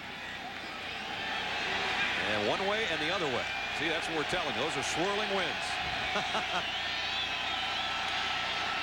Shaw broke a tackle and goes out of bounds at the 31-yard line. Rob Kelly helped him out of bounds. Kelly, the only starter out there, and he's made like 3 tackles in a row.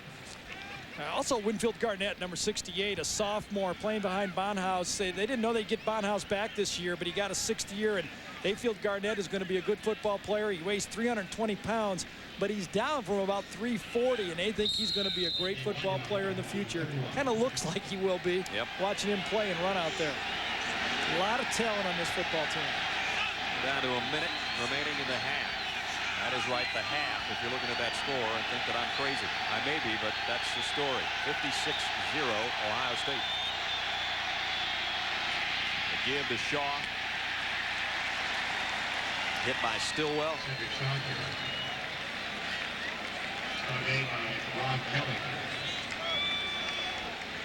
Out of 45 seconds.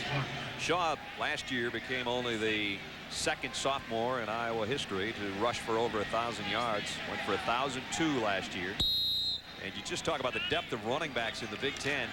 He ran for over 1,000 yards and 9 running backs. He finished 9th in the group of 9 running backs in the Big Ten. It really is incredible. 4th down 6. And here comes a blitz on Sherman. And he delivers complete. Willie Guy. Good for a 1st down. Out of the 20-yard line. Time he beat to Willie Guy to the out, a 4th down play, and pick up the 1st down. They have not been successful on 3rd down. Only 1 and 8 on 3rd down. This time they roll out of the pocket, expecting the blitz. Bring Sherman out to the outside, and he beat a pretty good player this time. Now, I think that is Springs on him. Yes, Sean Springs in the football game to try to get that stop. And that's what Ohio State wants to get. They want that shutout, and that's why that man's on the football field. At least for the half, they want the shutout. You can tell the fans feel the same way. Iowa's got a couple of timeouts left to work with. 17 seconds left to play with, and at the 20-yard line of the Buckeyes. Sherman to his tight end incomplete. Kelly was covering Slutzker. Incomplete.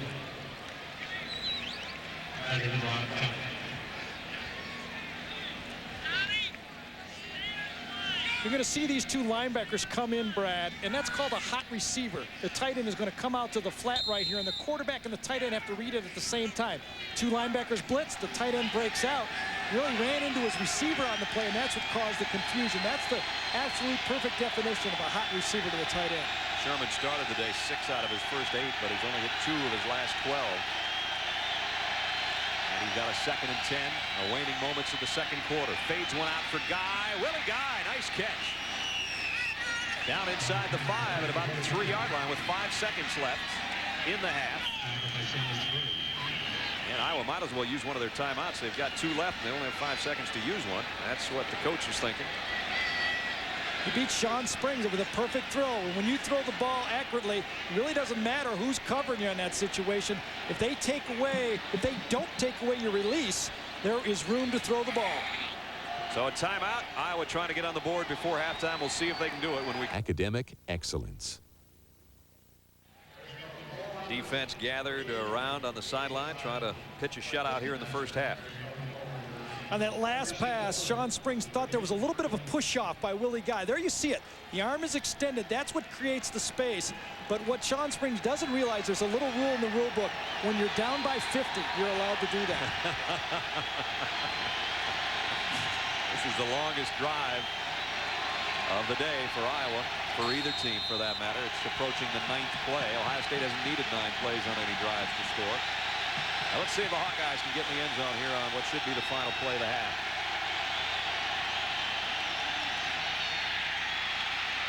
Sherman, nope. fumbled. Shaw covers it. Wait a minute, maybe it is a touchdown. Well, he's got to be down, doesn't he? His knee went down on that play. How can that? It's either a touchdown when he reaches the ball out. Yep, touchdown. On the fumble recovery by Shaw. That is really, I'd like to see the replay of that one. Ron Cooper said, hey, he fumbled the thing. Belisari is the guy who had the angle on Sherman. Sherman is not the fastest guy running to the corner right here. The play is a little discombobulated to begin with. He runs into somebody, and right there, he goes into the end zone. Now, let's see if his knee doesn't go out when he tries to stretch out. Yeah, his knee is down. That is really a bad call. And it's a shame for a team that's trying to go for pitch a shutout in this game. You know, it's happening right in front of you. I thought this was real clear that he did not make the end zone, and it's a touchdown for Iowa, and they got it. They deserve it. Maybe they had a nice drive here, but they really didn't score. And John Cooper's calling a timeout for Ohio State. I think he wants to talk to Jim Kemmerling, the referee. That's what I think, but let's wait and see. Yep, I think that is the conversation. And John Cooper called a timeout just so he could talk. Well, you know, you're asking your kids to play hard and play with perfection, and you're expecting the officials to do the same thing. This ball did not cross the goal line. His knee is down. You can see it. It's very clear. Vrabel's right there to make the play. And after his knee is down, the ball comes out. It's fumbled, and he's into the end zone. And that's how the touchdown occurs.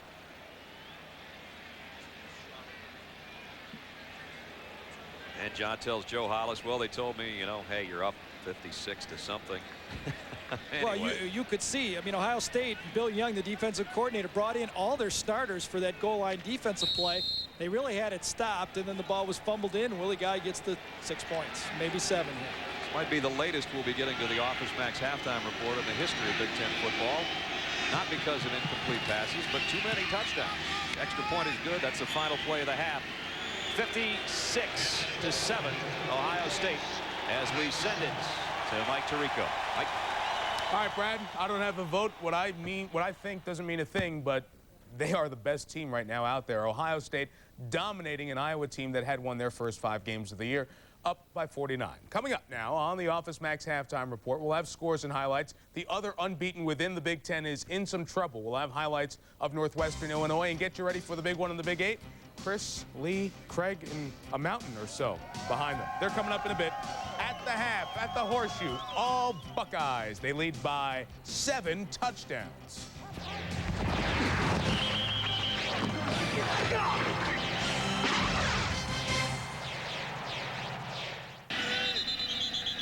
And the ball doesn't want to cooperate, so somebody's going to have to hold that thing, I think, as Brian Hurley wants to kick it off, and we'll reset it. The most points ever scored in a half by an Ohio State team, 56. And, you know, and really odd point about that, Brad, it's also in 2 sports, football and basketball. I knew it was coming.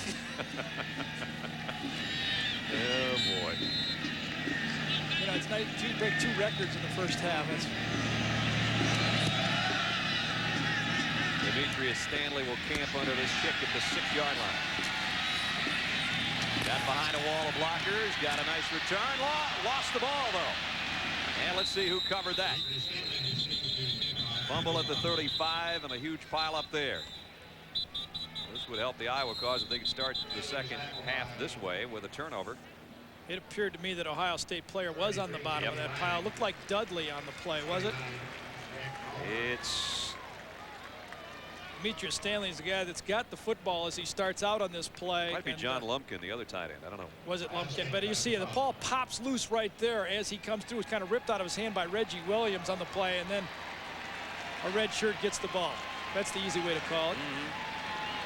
And here's the halftime stats. And really the stats don't really tell the whole story of the domination of this football game, does it? I mean, the 3 turnovers I think were key in the game, but whether they turned the ball over or not, they were going to score. Tom Hoyne in at quarterback. So we're still Hoyning it, but we're not Bobby Hoyning it anymore. Cappy Pearson, who almost scored on a screen pass in the second quarter, takes it up the middle. Damian Robinson makes the tackle. There's Tom Hoy. Just some limited duty this year, but still some pretty good numbers. Well, Tom Hoy is I don't think as gifted as his brother Bob in raw athletic ability.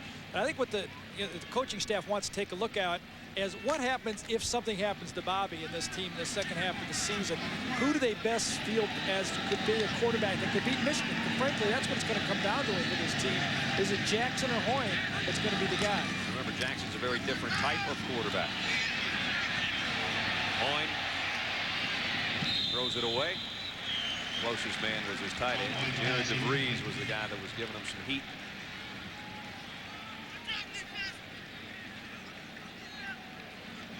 Hoy, like his brother, big, 6'4", 221. They're almost exactly the same size. And obviously St. Henry's of Ohio, there's an oddity. They both went to the same high school. That's why I put the obviously in there. Jim Lachey, great NFL offensive lineman, preceded them by quite a few years at that school. And Jeff Hardings was also the All-American from Penn State. Jeff Hardings, who was one of the best linemen in the country, was on Bobby Hoy's team. They played together. Marcus Montgomery, number 41, and LaFleur were in on that tackle. You know, how often do you get into the second quarter of the game, and we really haven't even called Bobby Diaco or Montgomery or Rollins' name out. Your linebackers, the guys who make most of the tackles, haven't even got a sniff. That's why that pass offense has been throwing it down the field so effectively. Dual return group awaiting Bartholomew's punt. Tim Dwight and Willie Guy are both back there. First 3 and out of the day for Ohio State. Bartholomew's punt. They'll just clear out. And Iowa will have it at the 27-yard line on offense. You got to wonder what they talked about in the locker room with Coach Frye. Maybe Adrian's got more insight for us. Well, Brad, if nothing else, Coach Frye was able to salvage his sense of humor at halftime. Coming back out on the field at the end of his halftime speech, he says, Adrian, you know, I feel we got a great psychological advantage here in the second half after we scored. At the end of the second quarter, he says, dadgum, you know, offense, defense, you got to scratch where it itches, but it feels like we've been through poison ivy. Oh, I was going to say, it's pretty darn itchy right now. Adrian, will you go over there and tell him it's not raining anymore, though? Listen, he wanted me to suit up, guys. Sherman will give it to Shaw. Big hole up the middle. Shaw's going to end up this day probably with nice numbers, despite the fact he really had to struggle, especially in the first quarter, to get yardage. He got 15 there. Isolation play, almost like a lead draw. He's going to follow his fullback. The hole opens up inside, runs right behind Slutzker, number 84 that time, and Ryan Miller makes the tackle, but it's downfield for a first down. There's the 63 yards that Cedric's had to plow for.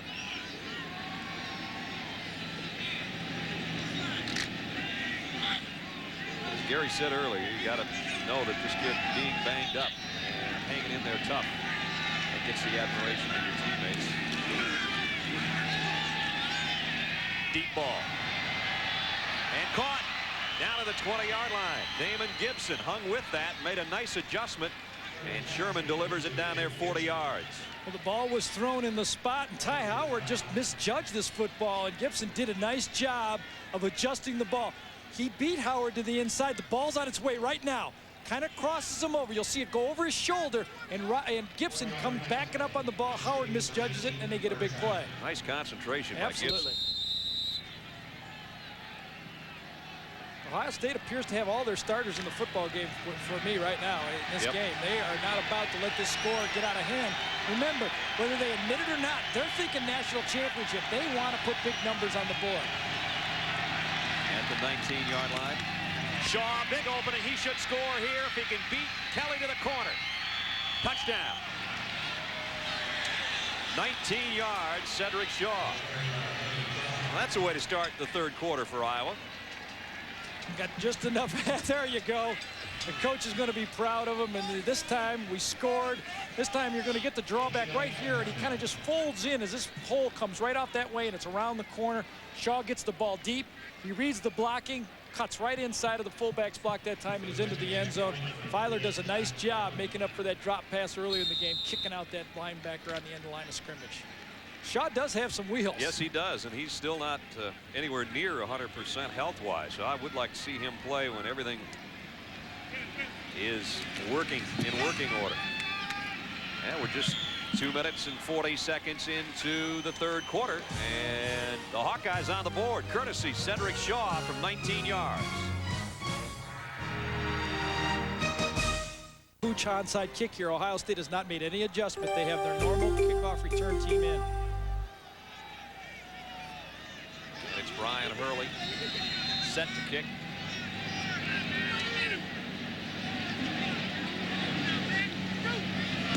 And a kick away. And Pepe Pearson will get under it at the 3-yard line.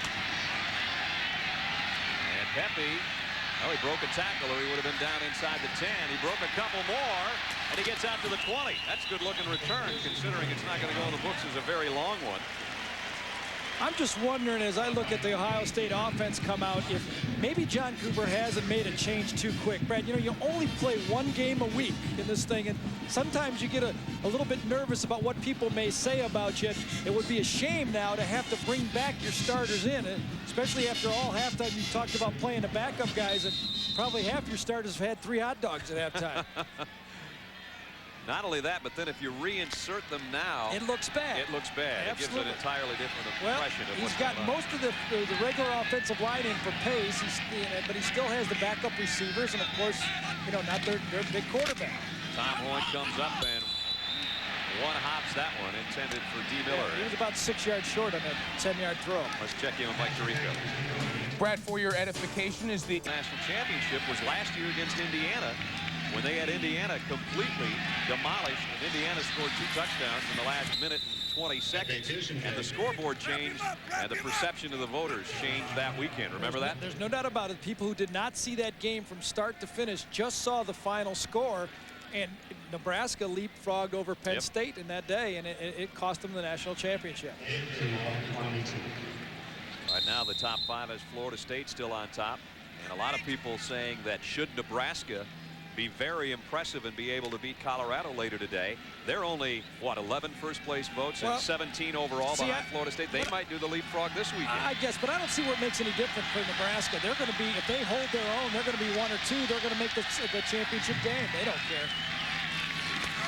Hoyne wants to throw a screen. The screen man was knocked down, Pepe Pearson, and now Hoyne likewise knocked down as he's buried by Bill Enesang back inside the 5. And I tell you, you know, the problem you're going to have right here, as you saw John Cooper say, throw it away, Tom. It's not real hard. If the guy's covered, we go over it every day in practice. Enesang is going to be the guy that puts the pressure on him. He's got a screen pass. It's not open. Now just toss it away. Jared DeVries is going to be the last guy. Enesang comes up and plants him, and now you punt from your own 4-yard line. And the embarrassing thing is, as you pointed out, is do you bring your starters back on? I say yes. Bartholomew now at the deep hole of his own end zone to kick. He lofts a nice punt out. White watches it bounce. It takes an Iowa bounce, though. And Ohio State will cover it at the 37-yard line. With 11:08 left, third quarter. Things changing a little bit. If it was even close to a grin, it's become a scowl because of what has happened in the second half here early. 4 minutes into the second half. Iowa's added another touchdown, trailing 56-14, and their best starting field position here from the 37 of the Buckeyes. Sherman looking, and good job throwing that ball away that time. Going to Shaw, but he knew he was covered. He just got an incomplete pass out of it. He ended up wearing a Luke Fickell blanket, too, on the turf. Fickell. What if Iowa puts another touch on the board? It's all of a sudden it's 56-21. Do you come back to him? And then if you bring him back on the field and somebody sprains an ankle, you really open yourself up to some second guessing. Yeah. Got all the starters in on defense except for Rudzinski. He was a starter when the season opened. It's the first he's played since that broken bone. The foot, Sherman, play fake. Deep middle, incomplete. Filer, the fullback, had a hand on it. Couldn't hold it. That was a perfect throw, and that's one Filer she has to come up with in that situation. He's coughed one up for a touchdown, and this time he goes down the middle, and Sherman puts it right to him. Rudzinski is the guy we were talking about. He started the Boston College game. Got hurt, back in now, hurt his foot. He's just now getting back, just practiced the last 2 weeks, and he's getting some playing time. So he's got really his 3 starting linebackers in the game that started the first game of the season. He's the guy going into the year that they really thought was going to be a special kind of player and probably will be someday. Just a freshman. Third down at 10, and third down has not been kind to the Hawkeyes so far today. And Sherman's going to call a timeout. With 10:55 remaining in the third quarter, 56-14 Buckeyes.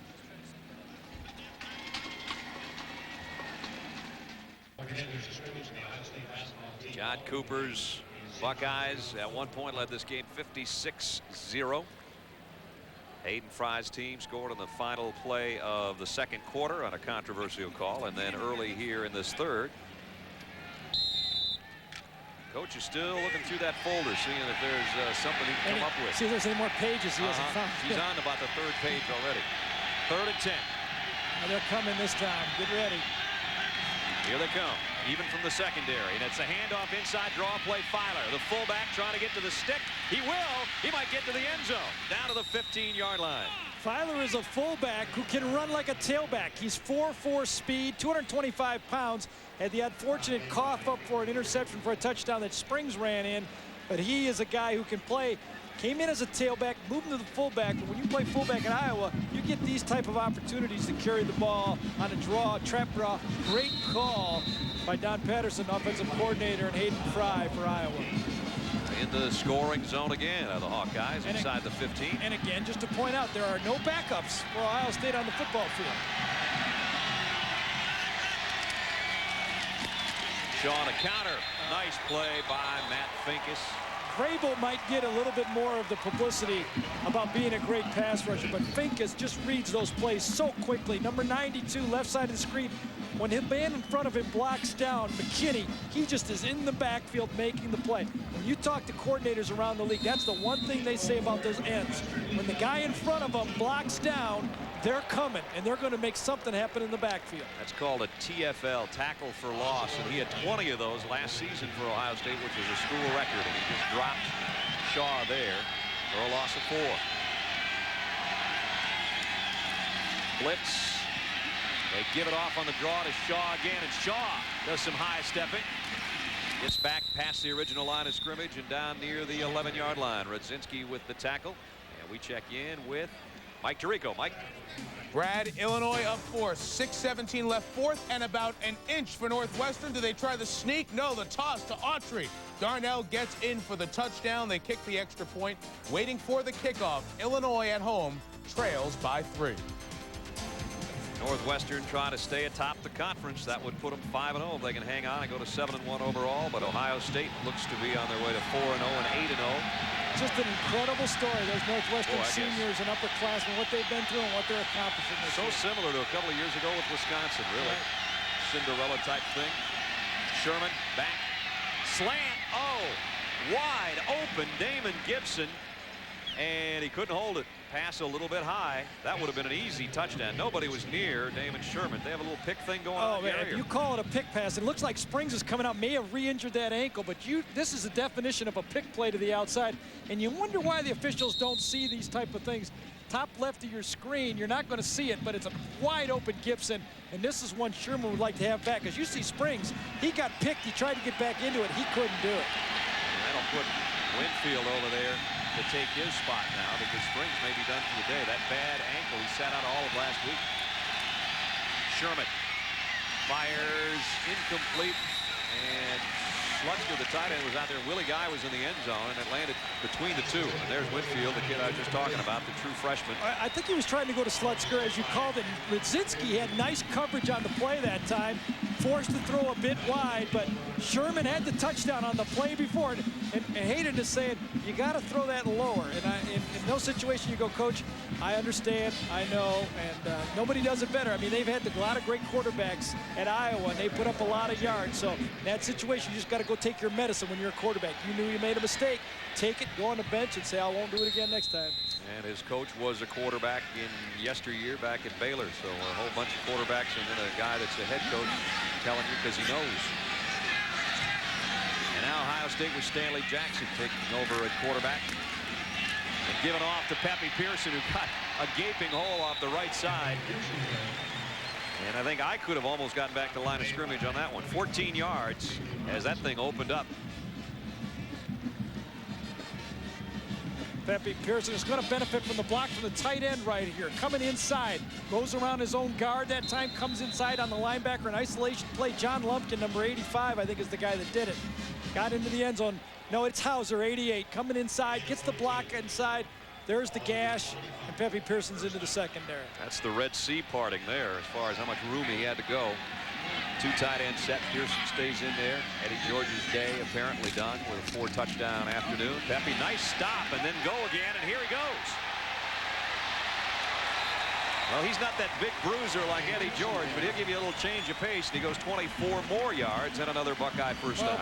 Pepe Pearson is, you know, a little bit, obviously you said not the big, but a little bit more of a slashing, got the quick feet, makes people miss, and he's just a true sophomore. They tried to get him involved last year when they were trying to get more out of their tailback. This year as a true sophomore, not as important in the passing game, but you can still see he's got plenty of talent. They also got a guy named Jermaine Jackson that also will play as a true sophomore. Both of these guys are guys they're going to have to count on in the future. 49, Jackson now a little bit of option. The toss, Pepe again. And down into Iowa territory to the 46-yard line as we check in again with Mike Tirico. And Brad, this McDonald's breakaway takes us to College Station, trailing most of the first quarter to Houston, 7-0. A&M comes back. Aggie quarterback Corey Pullick, 18-yard touchdown pass to Hayward Clay. Texas A&M tied the game, and that's the way it is about halfway through the second quarter. Brad and Gary. All right, Mike. The way it is here is 56-14 Ohio State. Under 8 minutes to go, third quarter, and a second down and 4. Jermaine Jackson now checks in at the tailback spot for the Buckeyes. And he gets the call straight up the middle, and he does a nice job as he gets inside the 40 and a first down at the 38-yard line. Same play, isolation play from the tight end. Hauser's going to come inside and block the linebacker. It's an isolation with your wing back that time. Line up in a 2 tight end situation. Hauser comes up, gets on the linebacker, and Jackson's got room to run the ball. Well, this is a sustained drive that takes the pressure off a lot of people right now. Now to 7:40 in the third. Toss to Pearson. And Pepe hit first by Bobby Diaco. And then DeVries cleaned up. Bobby Diaco is the leading tackler in the Big Ten, but you know, not enough running plays for Diaco to even be involved in this game. He is a senior on the team. He was a redshirt freshman the last time, actually a true freshman the last time Iowa came here, and he didn't make the trip. So this is his first look. I don't think he wants many more of this place. He had 116 stops last year to lead the Hawkeyes in tackles. Joe Hollis really thought this guy was a great football player. They were going to have to deal with him. That's why they bring in the tight end from the outside in to lead on. Only 3 tackles today for the Iowas. Gary said there haven't been enough opportunities. Here's Jackson who's going to get tackled in the backfield. And it's Eric Hilgenberg with the sack. You talk about good running backs for Ohio State. Well, the one that won 2 Heisman trophies is Archie Griffin, the only guy ever to win 2 of those posing statues. And I think he might be posing down with Adrian on the sideline, isn't he? Brad looking as good as he did 20 years ago. Was it really that long ago, Archie?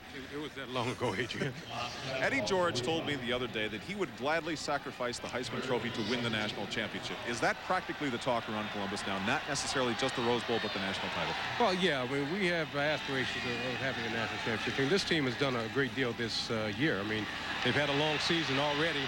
And to win the game that they've won has been a tremendous feat for this football team. And they've worked very, very hard and deserve a shot at it. We were talking into the first half. I mean, you don't score 56 points in the first half. They said they wanted to start fast. I've never seen confidence like this on a national power. Well, I'll tell you, the great thing this team has is that they've got great chemistry. They play very, very well together. And they're all on the same page. And it was a quick start from the first play we ran today. Archie, I'm going to ask you to take off the fedora, put on the coach's cap for a minute. Do you think the starters were fooled too early? And if you have to put them back in, you look like you're ranking the right decision. Well, I'll tell you what, I don't think they were fooled too early. Again, all these young men came in to work hard this season, and they deserve to have an opportunity to play. And you're up by 56-7. That should be good enough to win a football game. Archie, appreciate the time. Don't slip sprinting back up the stairs. Okay. Appreciate it.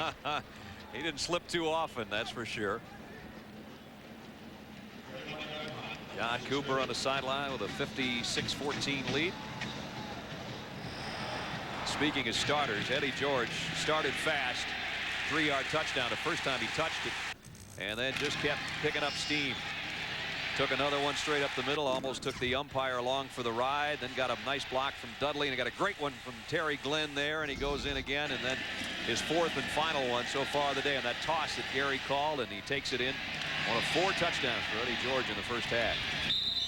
Cedric Shaw, who was immediately behind Eddie George in the Big Ten and the national rushing statistics coming into the game, still out there struggling and fighting with 5:18 left in the third quarter. I really have as much admiration for Shaw in this football game than anybody on the football field. You know he's hurting. You know he's not 100%. And he just looked up at the coach and said, I don't care what the score is. I'm coming back and I'm playing hard. And, you know, for that whole unit, Iowa unit, they fought back. They've moved the ball on this football team, and it's going to help them down the line. I mean, they're not ready to win the Big Ten championship this year, but they're ready to be good enough to get to a bowl game, and I think they will. Shaw looking for a 100-yard day, and that is going to put him awfully close right there. Ryan Miller made the tackle, but when you consider he started the beginning of the game, what was he, 7 carries for, or 5 carries for 7 yards right. or something like that, and now he's closing in on 100. And it hasn't been against the backups either. Ohio State has got some backups in there and some first-line guys, and you know, as the game goes on, they'll see more and more of them. But you know, they have shown that they're going to finish the game, and his teammates will appreciate that as they get into the last half of the season here. 100 yards on 22 pops now for Cedric Shaw. Play action Sherman. Look out for Vrabel. Look out for Vrabel.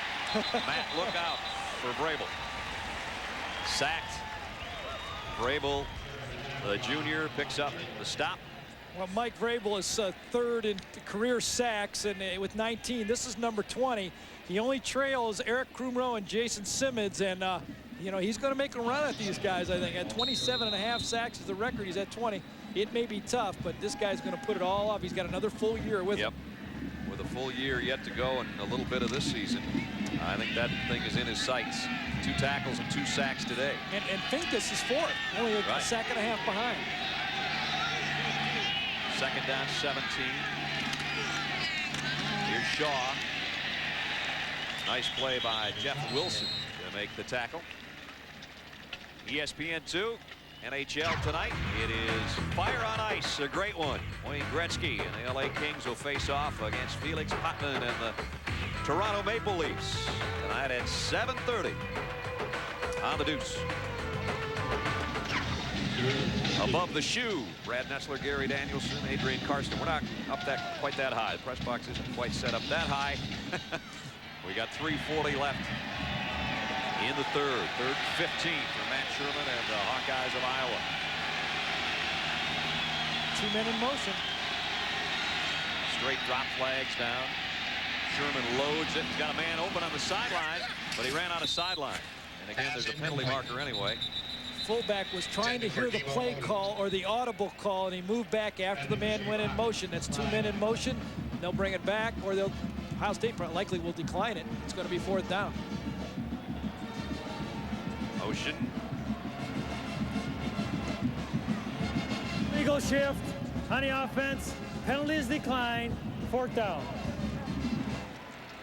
And we're talking about that we were not quite that high above Ohio Stadium, but the Goodyear blimp is hovering over the stadium, and it's camera focused on the event today. You know you're going to get a unique view of the action. That's the Spirit of Akron. Boy, busy week. World Series earlier this week, and now with us here today. Don McDuff, the pilot today. We've enjoyed the shots from above the shoe. Gallery for the punt.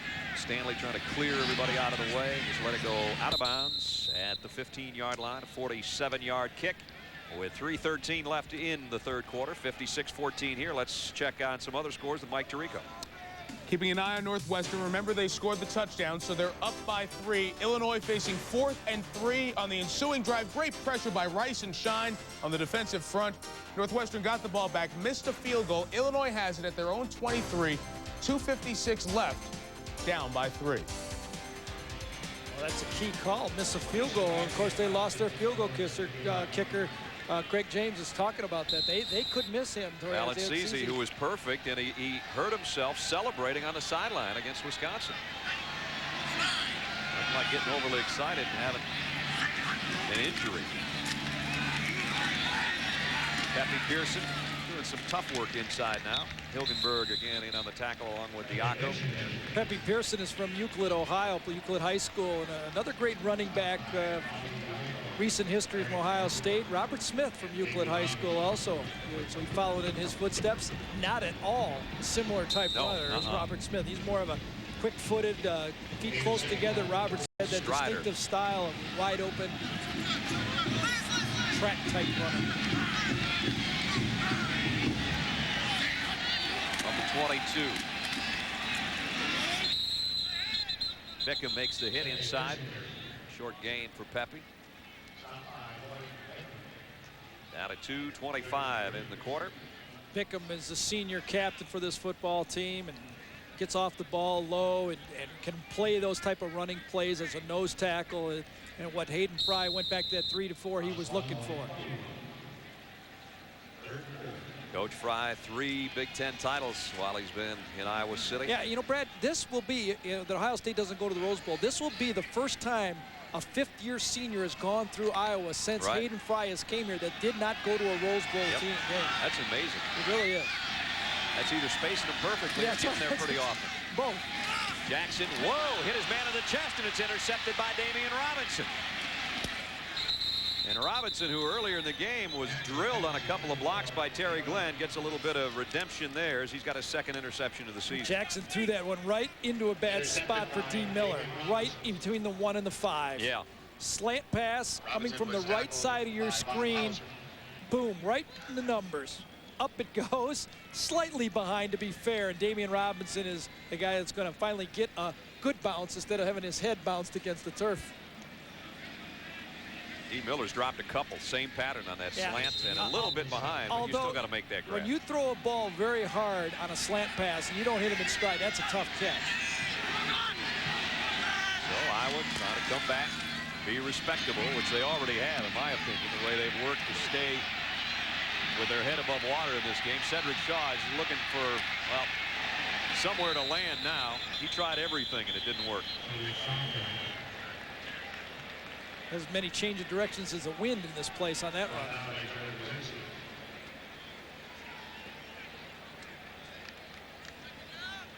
$56-14. No, I'm really glad I negotiated that blimp clause in my contract. I get double pay. You know, when they're here. Yeah, that's right. It's a big game when you're here. When you got a blimp. I never thought it would come through, but it really popped through today. I can't believe how many clauses you have in that thing. You've got everything but Santa Claus in your contract. At the 26-yard line. You know, you can throw those things right at the end. You know, when they're trying to get you, just throw them in. Right. And now, after all of that, Iowa's going to have to take a timeout. So Sherman will go over and talk to Coach Frye, who's not happy that a timeout was necessary there. We'll be picking a Kelly Springfield player of the game a little bit later on in this one. And you know the way Terry Glenn and Bobby Hoyne and Eddie George and those guys played in the first half, they'd all be in the hunt. Well, and considering we didn't give Mike Grable the player of the game last week, that's right, we probably should give it to him this week, because when we thought it over, he had a pretty good game. Yeah, those Indian fans better celebrate now, because about 10:25 tonight, you better hide your property in Atlanta. That's my prediction. Well, that's easy to say up about 300 feet above all these fans. Let's check in with Mike Tirico. Easy to say for an Atlanta native, too. Here comes Illinois in that final drive, guys. Scott Weaver has done it through the air. 38 yards to his dependable receiver, Jason Dulick, on 4th down inside the 20. Minute 4 left. Illinois down 3. They're at the 17. Ooh, is that one going to get interesting? And that really makes that field goal miss. And Balancese not being with that team big, because a tie even puts Northwestern's Rose Bowl hopes in peril. Does it ever? Sherman waited to the last instant and got it to Slutzker, his tight end. And I think that's the first time Slutzker's caught a ball today after catching 8 a week ago. He really has not been open either. ESPN's Emmy Award-winning program Outside the Lines celebrates its 5th anniversary on Tuesday. And your host, Bob Lee, will bring you updates of those topics that have remained or developed into the most significant issues surrounding sports in an in-depth way only Outside the Lines can do. Outside the Lines, Tuesday, 7:30 Eastern on ESPN. That is a great show. And Bob will dig deeper than you could possibly think or could possibly imagine on that program Tuesday. 40 seconds left, third quarter. And a 3rd down and 8 for Iowa. Nice play fake by Sherman. And Slutzker's got his 2nd in a row, and this one's got it 1st and goal at the 4. Is that Marv Cook or Slutzker out there? Right? they all kind of look the same. They look alike, don't they? This ball, I thought, was thrown a bit high. A play-action pass. You've got a tight end that can work on linebackers. Remember the job Radzinski did the time before. Nice jam, but the ball's in the air now. To throw it up high for your guy, goes up and gets it. Radzinski makes the tackle on the play, but it's 1st and goal on the 3-yard line. As we said, Slutzker last week with the career high, the 167, and the 8 catches matched his career high. Today, 4 times they've gone that way, and he's caught the last 2, and now he has Iowa set up 1st and goal. At the 3-yard line. Shaw on a counter. Not quite. Got deposited by Dupree at the 1. Shaw's having more fun than he was in the first half. Yeah, I'll give him that much. And you got to give them all credit. And this is a team that's stuck together no matter what. They made it through the 3rd quarter. They're still playing football. They'll move it 99 yards down the other way to start the 4th quarter when we come back. 93,314 watching Ohio Stadium today. No, I saw one guy leave. There's 3:13. Okay, 3:13. He saw that 56-0 lead with 5 seconds left in the 2nd quarter. But now Iowa, 2nd and goal. Uh-oh. Nope. Shaw broke away from that. He still might get there. Going to lose about 5 yards. Got to give Shaw credit for sustaining the hit by Winfield. Well, but give Antoine Winfield, the guy who got the hit in the backfield. The corner was coming on a corner blitz, but there he is. Got a little smile.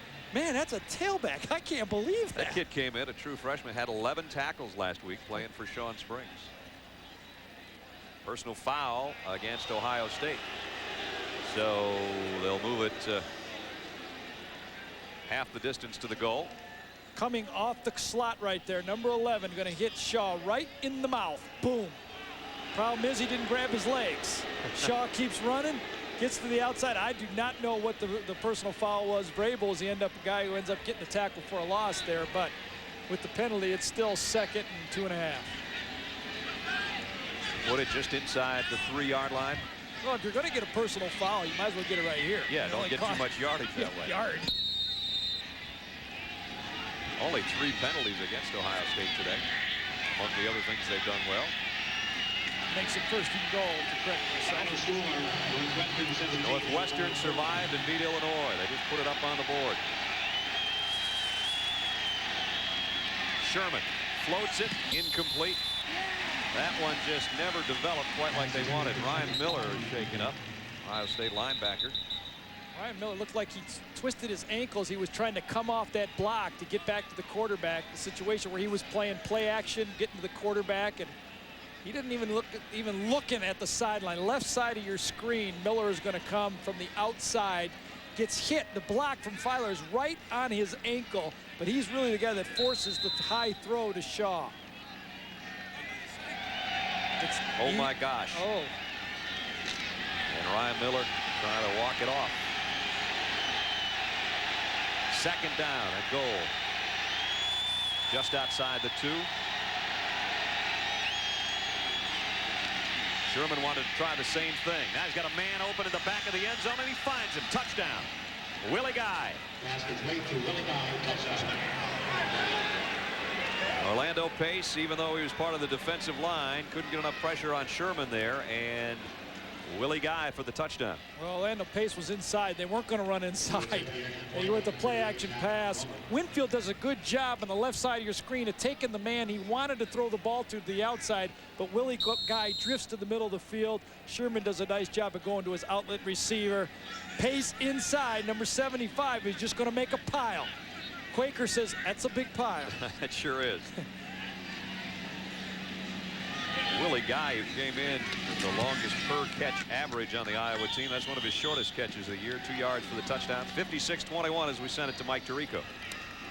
All right, Brad, the Northwestern finish. We showed you that Illinois had the ball at the 17. 2 sacks and a penalty pushed the ball back. So a final opportunity for Illinois. Let's pick up the final play of the game for all intents and purposes. Here's Wayne Larrivee with the call. No timeouts remaining. 3 receivers at the top of your screen. Weaver rolling to the top. Going for it all. To tight out there to the end zone. And it's intercepted by Northwestern. Eric Collier on the interception. So Northwestern 5-0 in the conference for the Wildcats as they get the win by 3 at Champaign. Ooh, Gary Barnett happy. Collier with the pick in the end zone. Here, the complexion of the game probably hasn't changed, but the score has, and maybe the impression that the voters around the country will get has already changed. No doubt about it. And that's the way that people look at these scores. Now it just looks like a normal score, and it's really, I don't think Ohio State is going to move up in the polls at all. And you have to think about, of course, you got to keep your guys fresh. You don't want to get anybody hurt, but it's one of those situations in a game where the defense has not been able to get the stops, and offensively they've not been able to move the ball enough to take the pressure off.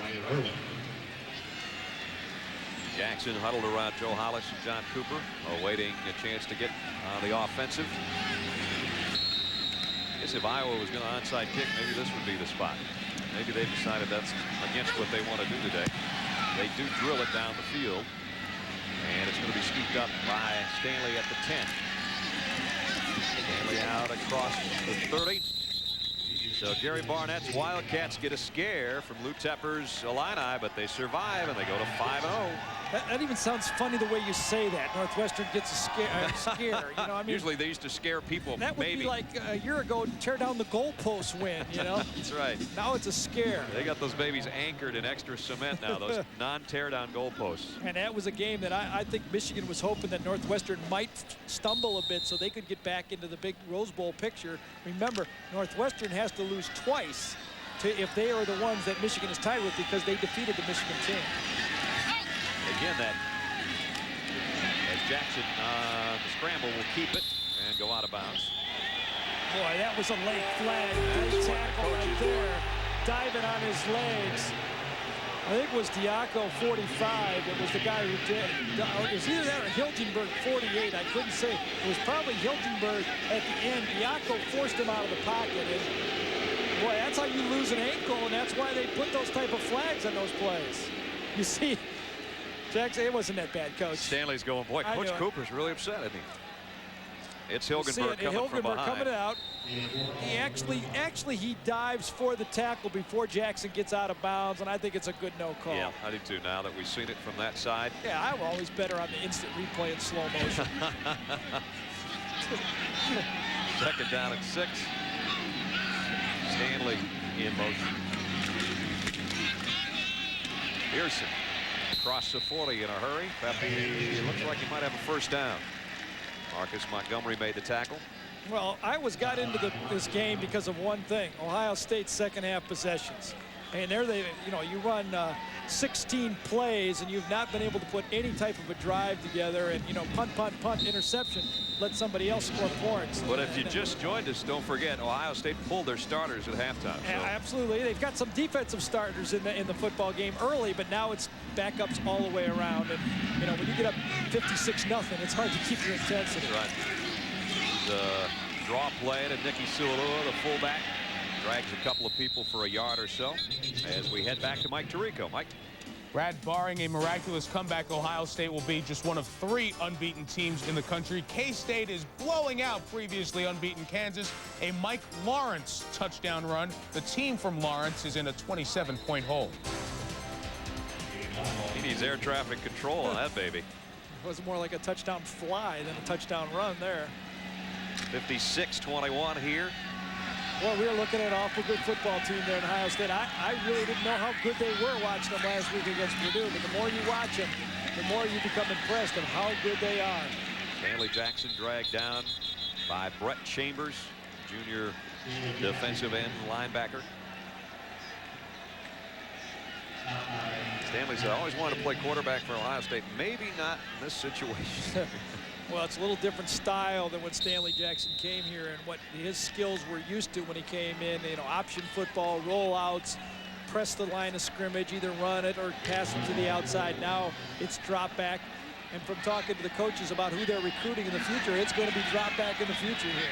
Going after the big quarterbacks like Michigan and Tennessee and Florida State, the type of styles they want to continue to do. Jackson dropped by John LaFleur. 4th sack of the day. I don't think any of those sacks came against Bobby Hoyne, though, did they? No, not that I can remember. Was this still the same game that Bobby Hoyne played in the first? Yeah, it doesn't seem. Okay. Seems like about 4 years ago, doesn't it? Bartholomew now to punt. Brutus is out there doing push-ups. He looks like Schwarzenegger if he's doing them for every point. I'll tell you that.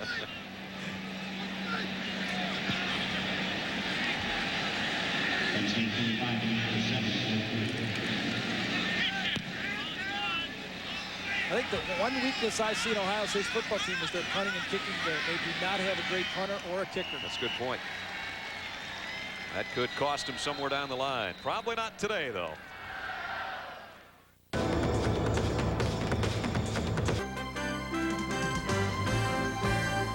ESPN's presentation of college football is brought to you by McDonald's. Have you had your break today? And by Mercury Automobiles.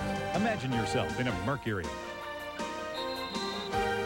Brad Nessler, Gary Danielson, and Adrian Karsten at the Horseshoe, Ohio Stadium, Columbus, Ohio.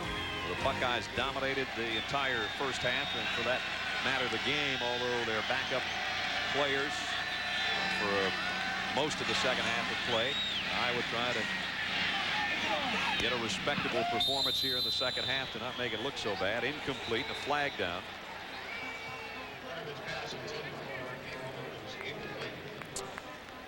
Timmy Dwight left a little early on that play, and I assume Ohio State will decline it.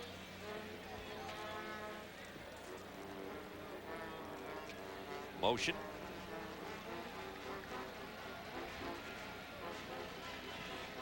Hayden Frye, whose team, as we said, finished strong last year, and this season started out of the blocks 5-0, and Penn State picked him off for the first time last week, and now 56-21 Ohio State.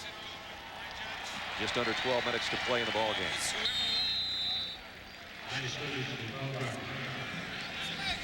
First and 15. The big game for Iowa is next week. They need to defeat Illinois to get back in that bowl hunt to where they want to go and finish off this season in the proper direction where they started.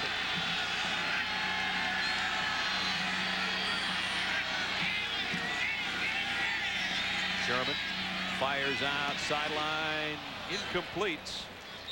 Shakur out of the backfield, streaking down there, couldn't hold it. And let's check in with Adrian. Brad, thanks very much. Joined by another good friend, Dr. E. Gordon Gee, president of the Ohio State University. Dr. Gee, practically for the second year in a row, the Big Ten could be locked out of the national championship picture by the Buckeyes potentially going to the Rose Bowl and finishing practically #1. If they are locked out, does that bother you as a football fan as well? Well, absolutely, but I do not believe in a playoff system. I think what we got to do is we got to have a better bowl system and a better poll system, because obviously if you play the schedule that Ohio State has played, they ought to do it on some sort of basis of the quality of the schedule, it strikes me out. Hayden Frye told us yesterday, told me again at halftime, he thinks this is the best team in the nation. Certainly plays the toughest schedule with the best quarterback.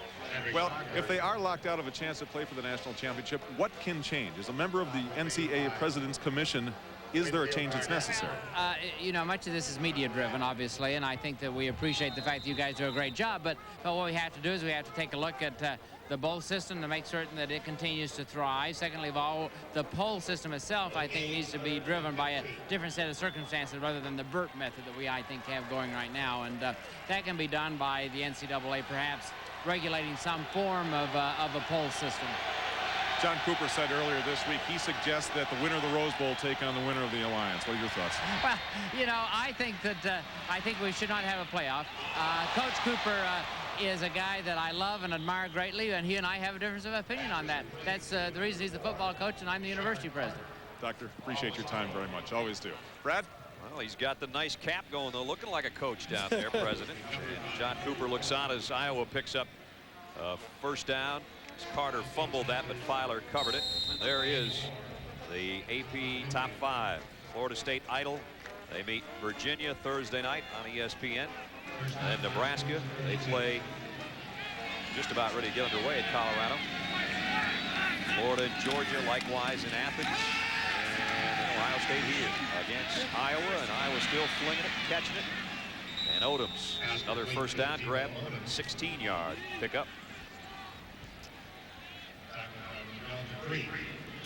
Well, I can appreciate President Gee's opinions about the playoff system and his talk about the poll system. And I think the poll system is flawed the way it is too. And if they're going to make one minor tinkering of the poll system, I don't think they should vote.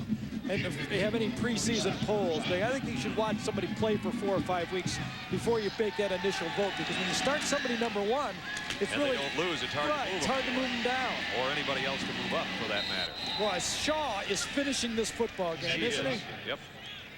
I mean, he took on Damon Moore at the end of that play. He just is finishing it, and he will gain the respect not only of a lot of his teammates, but a lot of scouts that are watching this guy play football today. 107 yards on 28 carries, including a collision at the end of this one. Counter play, comes back, bounces it outside, shows his speed, runs away from it, and then when number 13, Damon Moore, comes up, it's Damon Moore, or Winfield, number 11, that comes and turns his shoulder on the play.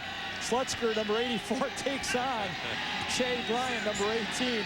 And Shea Bryant only goes 180 pounds, not Slutzker down. With the 48 of Ohio State, pump fake, and down goes Sherman. Second sack of the day. Mark Willis has this one for Ohio State.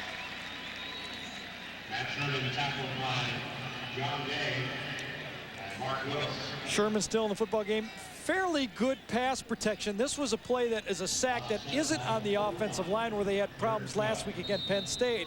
This was one where a back missed his block to the outside, and in comes the sack from one of the linebackers, Mark Willis. Down to 9.5 minutes remaining in the ball game. And a third down and 12 for Iowa. Tim Dwight's going to set up in the backfield, and now comes in motion. And a timeout taken by Iowa, with 9:17 remaining in the ball game, and Ohio State in control. Up next, and a couple more times as the night progresses, in Auburn and Arkansas in a key SEC West battle later on tonight. Third down and 12 after the timeout for the Hawkeyes. Sherman wants Dwight, and Dwight's got a chance here because the man fell down and he might score. Dwight will. Touchdown, Iowa. The defender that was on him slipped, and that made Dwight more open than Hayden Frye could have possibly hoped for, and it's a 55-yard touchdown. Now they got 28 points on the scoreboard. Winfield fell down. Ty Howard came around. Remember, Dwight was a high school running back, and you could tell after he caught the ball how shifty he was and how comfortable he is with the football. You know, remember, Desmond Howard was a running back in high school, and he was very good after he caught the ball. You can see Dwight as he comes up, boom, he's comfortable. He knows how to set up the blockers.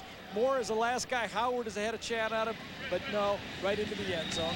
Another touchdown. Extra points up and good with 9 minutes and 7 seconds remaining. Iowa has cut the lead in half.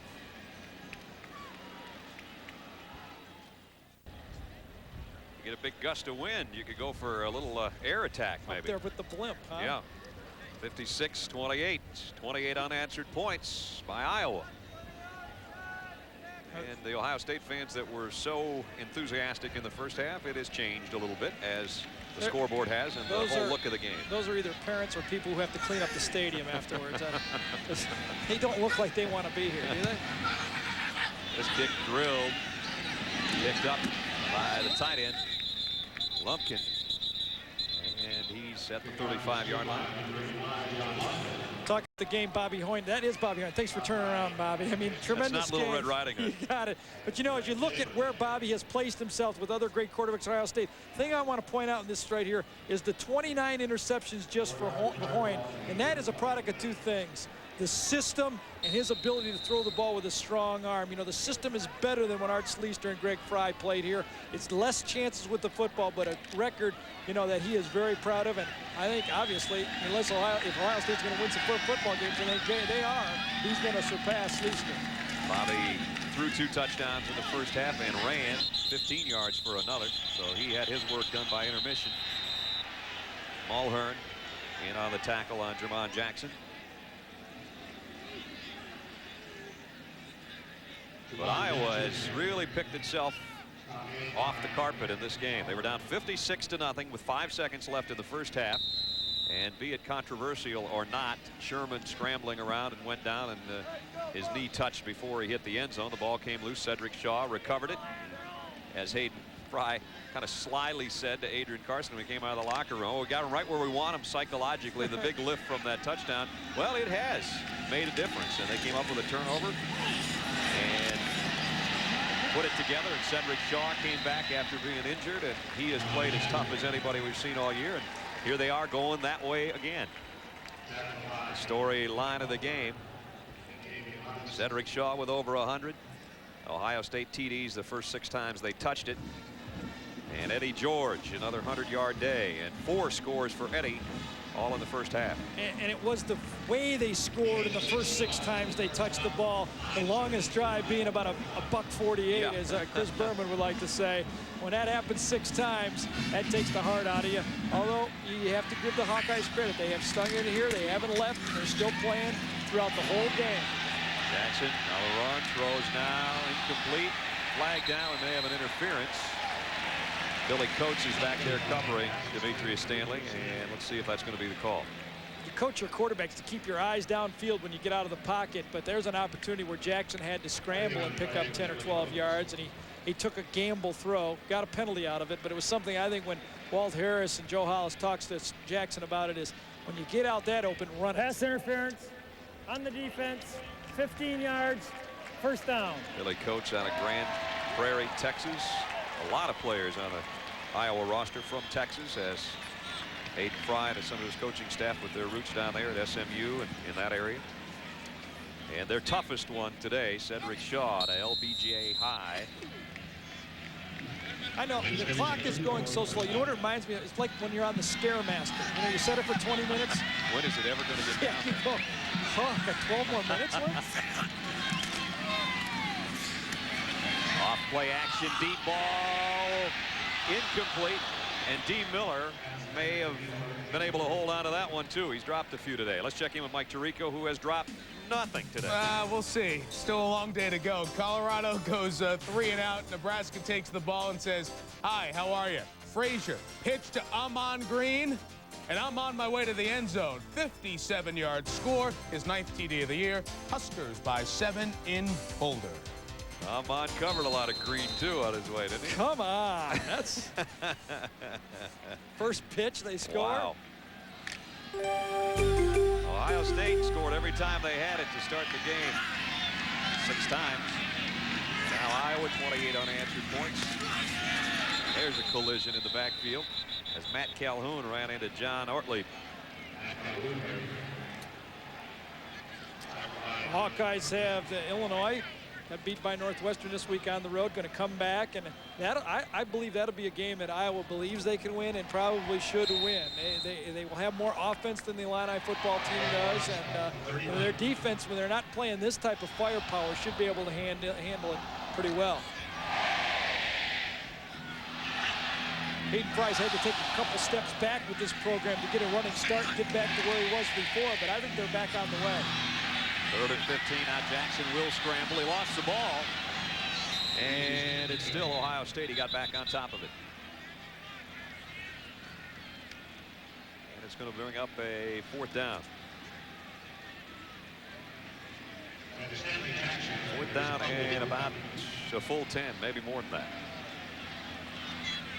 And again, Ohio State in that spot on the field where a punt does them no good. And They don't have a field goal kicker that can hit one from there, so they will go for it here on 4th and 11. You know, I think it was Hayden Frye that maybe, along with Mike White at Illinois, that really opened up the Big Ten for the passing game to begin with a few years back. And Hayden was saying, you know what gets me mad is everybody else is doing what I'm doing. That's right. But I used to be the only guy that ran an open offense. Now everybody's doing it. Jackson will be dropped on 4th down, and Iowa will take over. And the way Hayden says it is their horse is faster than my horse. Yeah, that's right. Throw it, Stanley. Let's check in with Adrian. Well, Brad, I'm inside the Southwest Tower that ever since the early 30s has been a dormitory for some 300 students. Now, occupancy is based on financial need and a good grade point. Not only a place for these guys to hang their hats, do their homework, but cook and eat their meals. The ironic thing is, though, that a lot of guys who live in the stadium never even see the game. Like this one. You believe he's the homecoming king? Get up, man. You never know where Adrian's going to be. That's in there with somebody snoozing a little bit. Here's Filer trying to run away from John Day, and he can't quite do it. Well, don't think it's going to get any easier for Ohio State next year, people. There's only one senior on this defense that's lining up. They'll all be back, and I don't really, looking at them, if there's anybody that really is going to go pro on this football team on defensively. I just don't see that. So you're looking at a solid team that's going to come back. The only thing for Ohio State they're going to miss next year, looking ahead that far, who do they play at quarterback? Right. And Eddie George will be gone, too. Sherman. And Nail as he throws, incomplete. John Day again coming with the pressure. Number 97 has been around the ball here the last couple snaps. Ohio State, this is what they've got left. They'll be up in the Metrodome against the Gophers next. Then Illinois and Indiana home, and at Michigan to wrap it up. Yeah, and remember, before each one of those games, as we pointed out last week, only the Illinois game, the week before, the other three, Penn State's going to soften them up, and then Ohio State is going to come in and be the benefit of not only watching Penn State on film, but you know, having to play in a physical football game the week before against Penn State. And I think that's had some factor on this Iowa football team in this game. 3rd down and 9. Sherman. Here. I thought they were going to get the snap call that time. And he goes on the deep out and got it to his man, Demo Odoms. And Sherman got nailed as he threw it by John Day. Matt Sherman does not have the big arm. Kind of reminds you of Matt Rogers, who played so successfully for you, the way he throws the ball. But he has a great accurate arm, and this ball is thrown in the one spot where he could complete it. John Day, number 97, is going to come in and put the pressure on Sherman just as he lets it go. But Odoms is going to come right to the sideline. It's dropped right there on the hash marks for another big play. Watch out, Matt. Right in the face, driven down that time. McKinney has not been able to handle many players one-on-one. They've been giving him help, keeping Slutzker in to help all day. Sherman still flinging it, though. Second 300-yard passing game in a row. Jeff Wilson makes a stop on Cedric Shaw, who has had no give in him either today. I can guarantee you that the Ohio State coaches, Bill Young and all the defensive staff, is not happy with these points being put up on the board. They can come out and say all they want to the press after the game, but they are not pleased with the way the ball's been flung around in this football half and putting up 21 points and a half and maybe 28 here. There's Bill Young, the defensive coordinator. 2nd down, 7, Iowa. Sherman with time, going deep for Odoms. He's got him again at the 1-yard line. 28 yards to the 1. Anthony Gwynn, the man he beat, and Demosthenes Odom, back-to-back catches, has it 1st and goal, Iowa. When we looked at this football game, we were convinced that Iowa could move the ball against Ohio State. The question was, could they stop them? The answer to the second question was no, they could not stop them. But Iowa just never got off the beginning of this football game and moved the ball well, throwing the ball, did not have the protection. They were bumping into each other. But when Sherman's been able to play on his feet and throw the ball, you see how accurate it is and why he was able to complete 71% of his passes as a freshman. Shaw for the touchdown. What a difference on the scoreboard. Now it's 56 to 34 and 35 coming up. And next time someone says you left your starters in too long, I want to point out this score because I think this might cost Ohio State moving up in the polls in this football game. McKinney and Purdy came in, made the block, Shaw flying up, and that's going to put the 35th, unless they miss this thing, point on the game. And it just looks like the voters like a high shootout, and the Buckeyes outscored them on offense again. Zach Bromert in for the point after. 35 unanswered points with 4 minutes 39 seconds remaining in the ball game here in Columbus. Well, 35 straight for Iowa with 4:39 left. 56-35. Ohio State will put on their onside kick return team with their good hands people out there, including their quarterback, their backup quarterback, Stanley Jackson, Sean Springs, Tom Hoyne. Got a lot of guys along the front wall there. Pepe Pearson. Well, they only have 10 of them, though. They should have 11, shouldn't they? 1, 2, 3, 4, 5, 6, 7, 8, 9, 10. There comes the last one. Run out an extra tight end. And they're all set. I mean, that should be an automatic. You just say good hands team, you've practiced it, you just, those 11 guys trot out there. That 11th guy may have good hands, but not very good hearing. I didn't even hear that. I don't know why. It was one of those delayed reactions. Here it is. And covered beautifully on the hop by Buster Tillman. Coming up Thursday, ESPN again your home for college football. As the top-ranked team in the country, Florida State, Warwick Dunn and company, but Tiki Barber in Virginia, maybe they've got something to say about it. Florida State 29 in a row since they joined the ACC. We'll have it for you 7:30 Thursday night. Gary and I will be in Charlottesville. And Virginia, obviously, lost 2 games in the last tick of the clock. Last play, right. And it will give some credibility to Florida State. I mean, the way this game goes, it's really going to make a statement about what type of team they are, because there's a lot of people still wondering, are they as good as they seem because of the teams they've played. Virginia lost last week on a 50-yard field goal by Texas into the wind on the final play. And then, of course, they lost to Michigan in the season opener on the last play on a touchdown toss. And nowhere for Pepe Pearson. Today's Kelly Springfield players of the game from Iowa. A guy who was all banged up and at one point went out and you wondered, could he ever even get back on the field maybe next week? Well, he played tough, and Cedric Shaw a couple of touchdowns, over 100 yards, and also had a fumble recovery from Ohio State. Eddie George just in the first half, 110 yards, a career high 4 touchdowns. And Kelly Springfield proud to donate $1,000 to each school's general scholarship fund on behalf of those guys.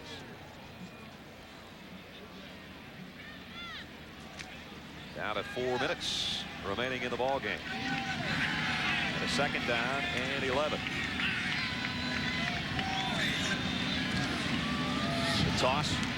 Pepe Pearson. He's blasted as he got to the line of scrimmage, and that's it. Hey, Brad, remember we were talking about Ohio State might have 900 yards? Look at this. Iowa has more total offense right now than Ohio State. That's amazing. 56-0 they were losing, and now they've outgained them in yards in this football game. You got to credit the Hawkeyes as they really hung in there in the face of adversity. If there was ever a face that big, it was today. Well, that's not a nice thing to say about Coach Frye. I'm not talking about Coach Frye. I'm talking about the face of adversity of the first half.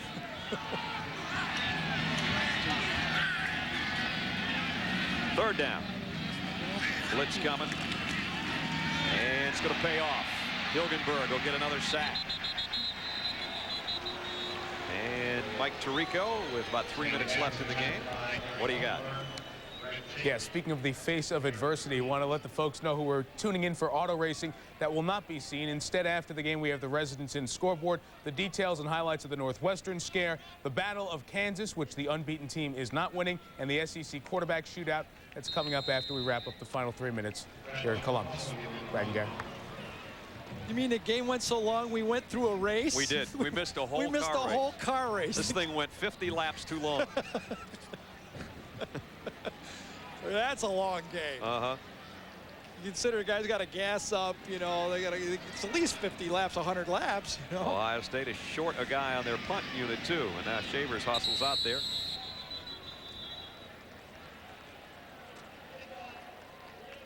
Delay a game penalty against Ohio State.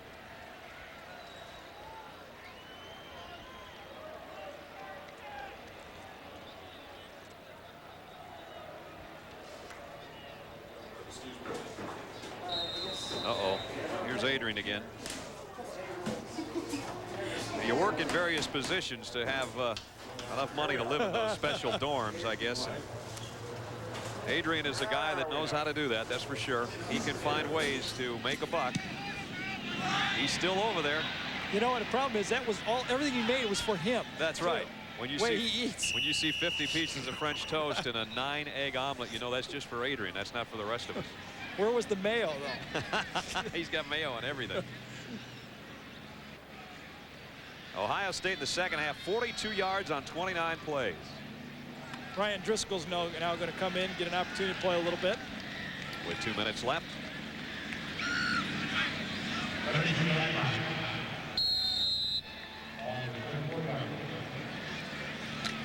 And there's Matt Sherman, who hung in tough all day. He's going to be a great quarterback, I think, before he's just a sophomore and very accurate, and he will be a force here in the Big Ten the next couple of years. Penalty markers down, end around coming for Dwight. And all of that with a marker on the play as well, and a loss of a yard.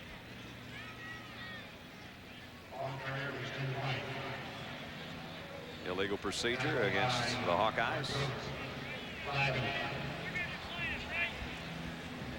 And I think it's going to be declined. It's Eddie George, who had a 4-touchdown half. You know, it's a blowout game and a long game when there are more players than people in the stands towards the end of the game. And they started out 94,000 behind. They've caught up right now. There's as many players on the sideline as there are people here right now, and probably more than are watching.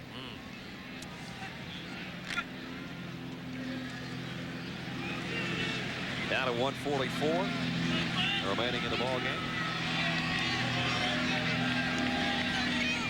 Not a first down. Boy, still some hitting going on. Some of the backup players. Brian Stoughton with a hit. That's just it. When you get an opportunity to get out there, you're going to give it everything you have. Well, there's not many more people to play for Iowa. You know, Nope. you don't bring as many Out guys. of bodies. That's right. Don't forget the residence inn scoreboard that Rico was talking about. Follows our action here, which has a minute remaining. Orlando Pace looking on. Second down, 17, Iowa.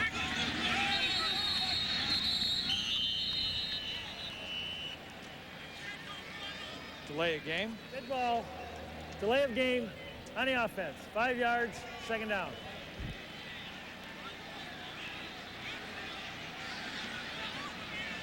Brian Driscoll looking over. He's a junior out of Cedar Rapids.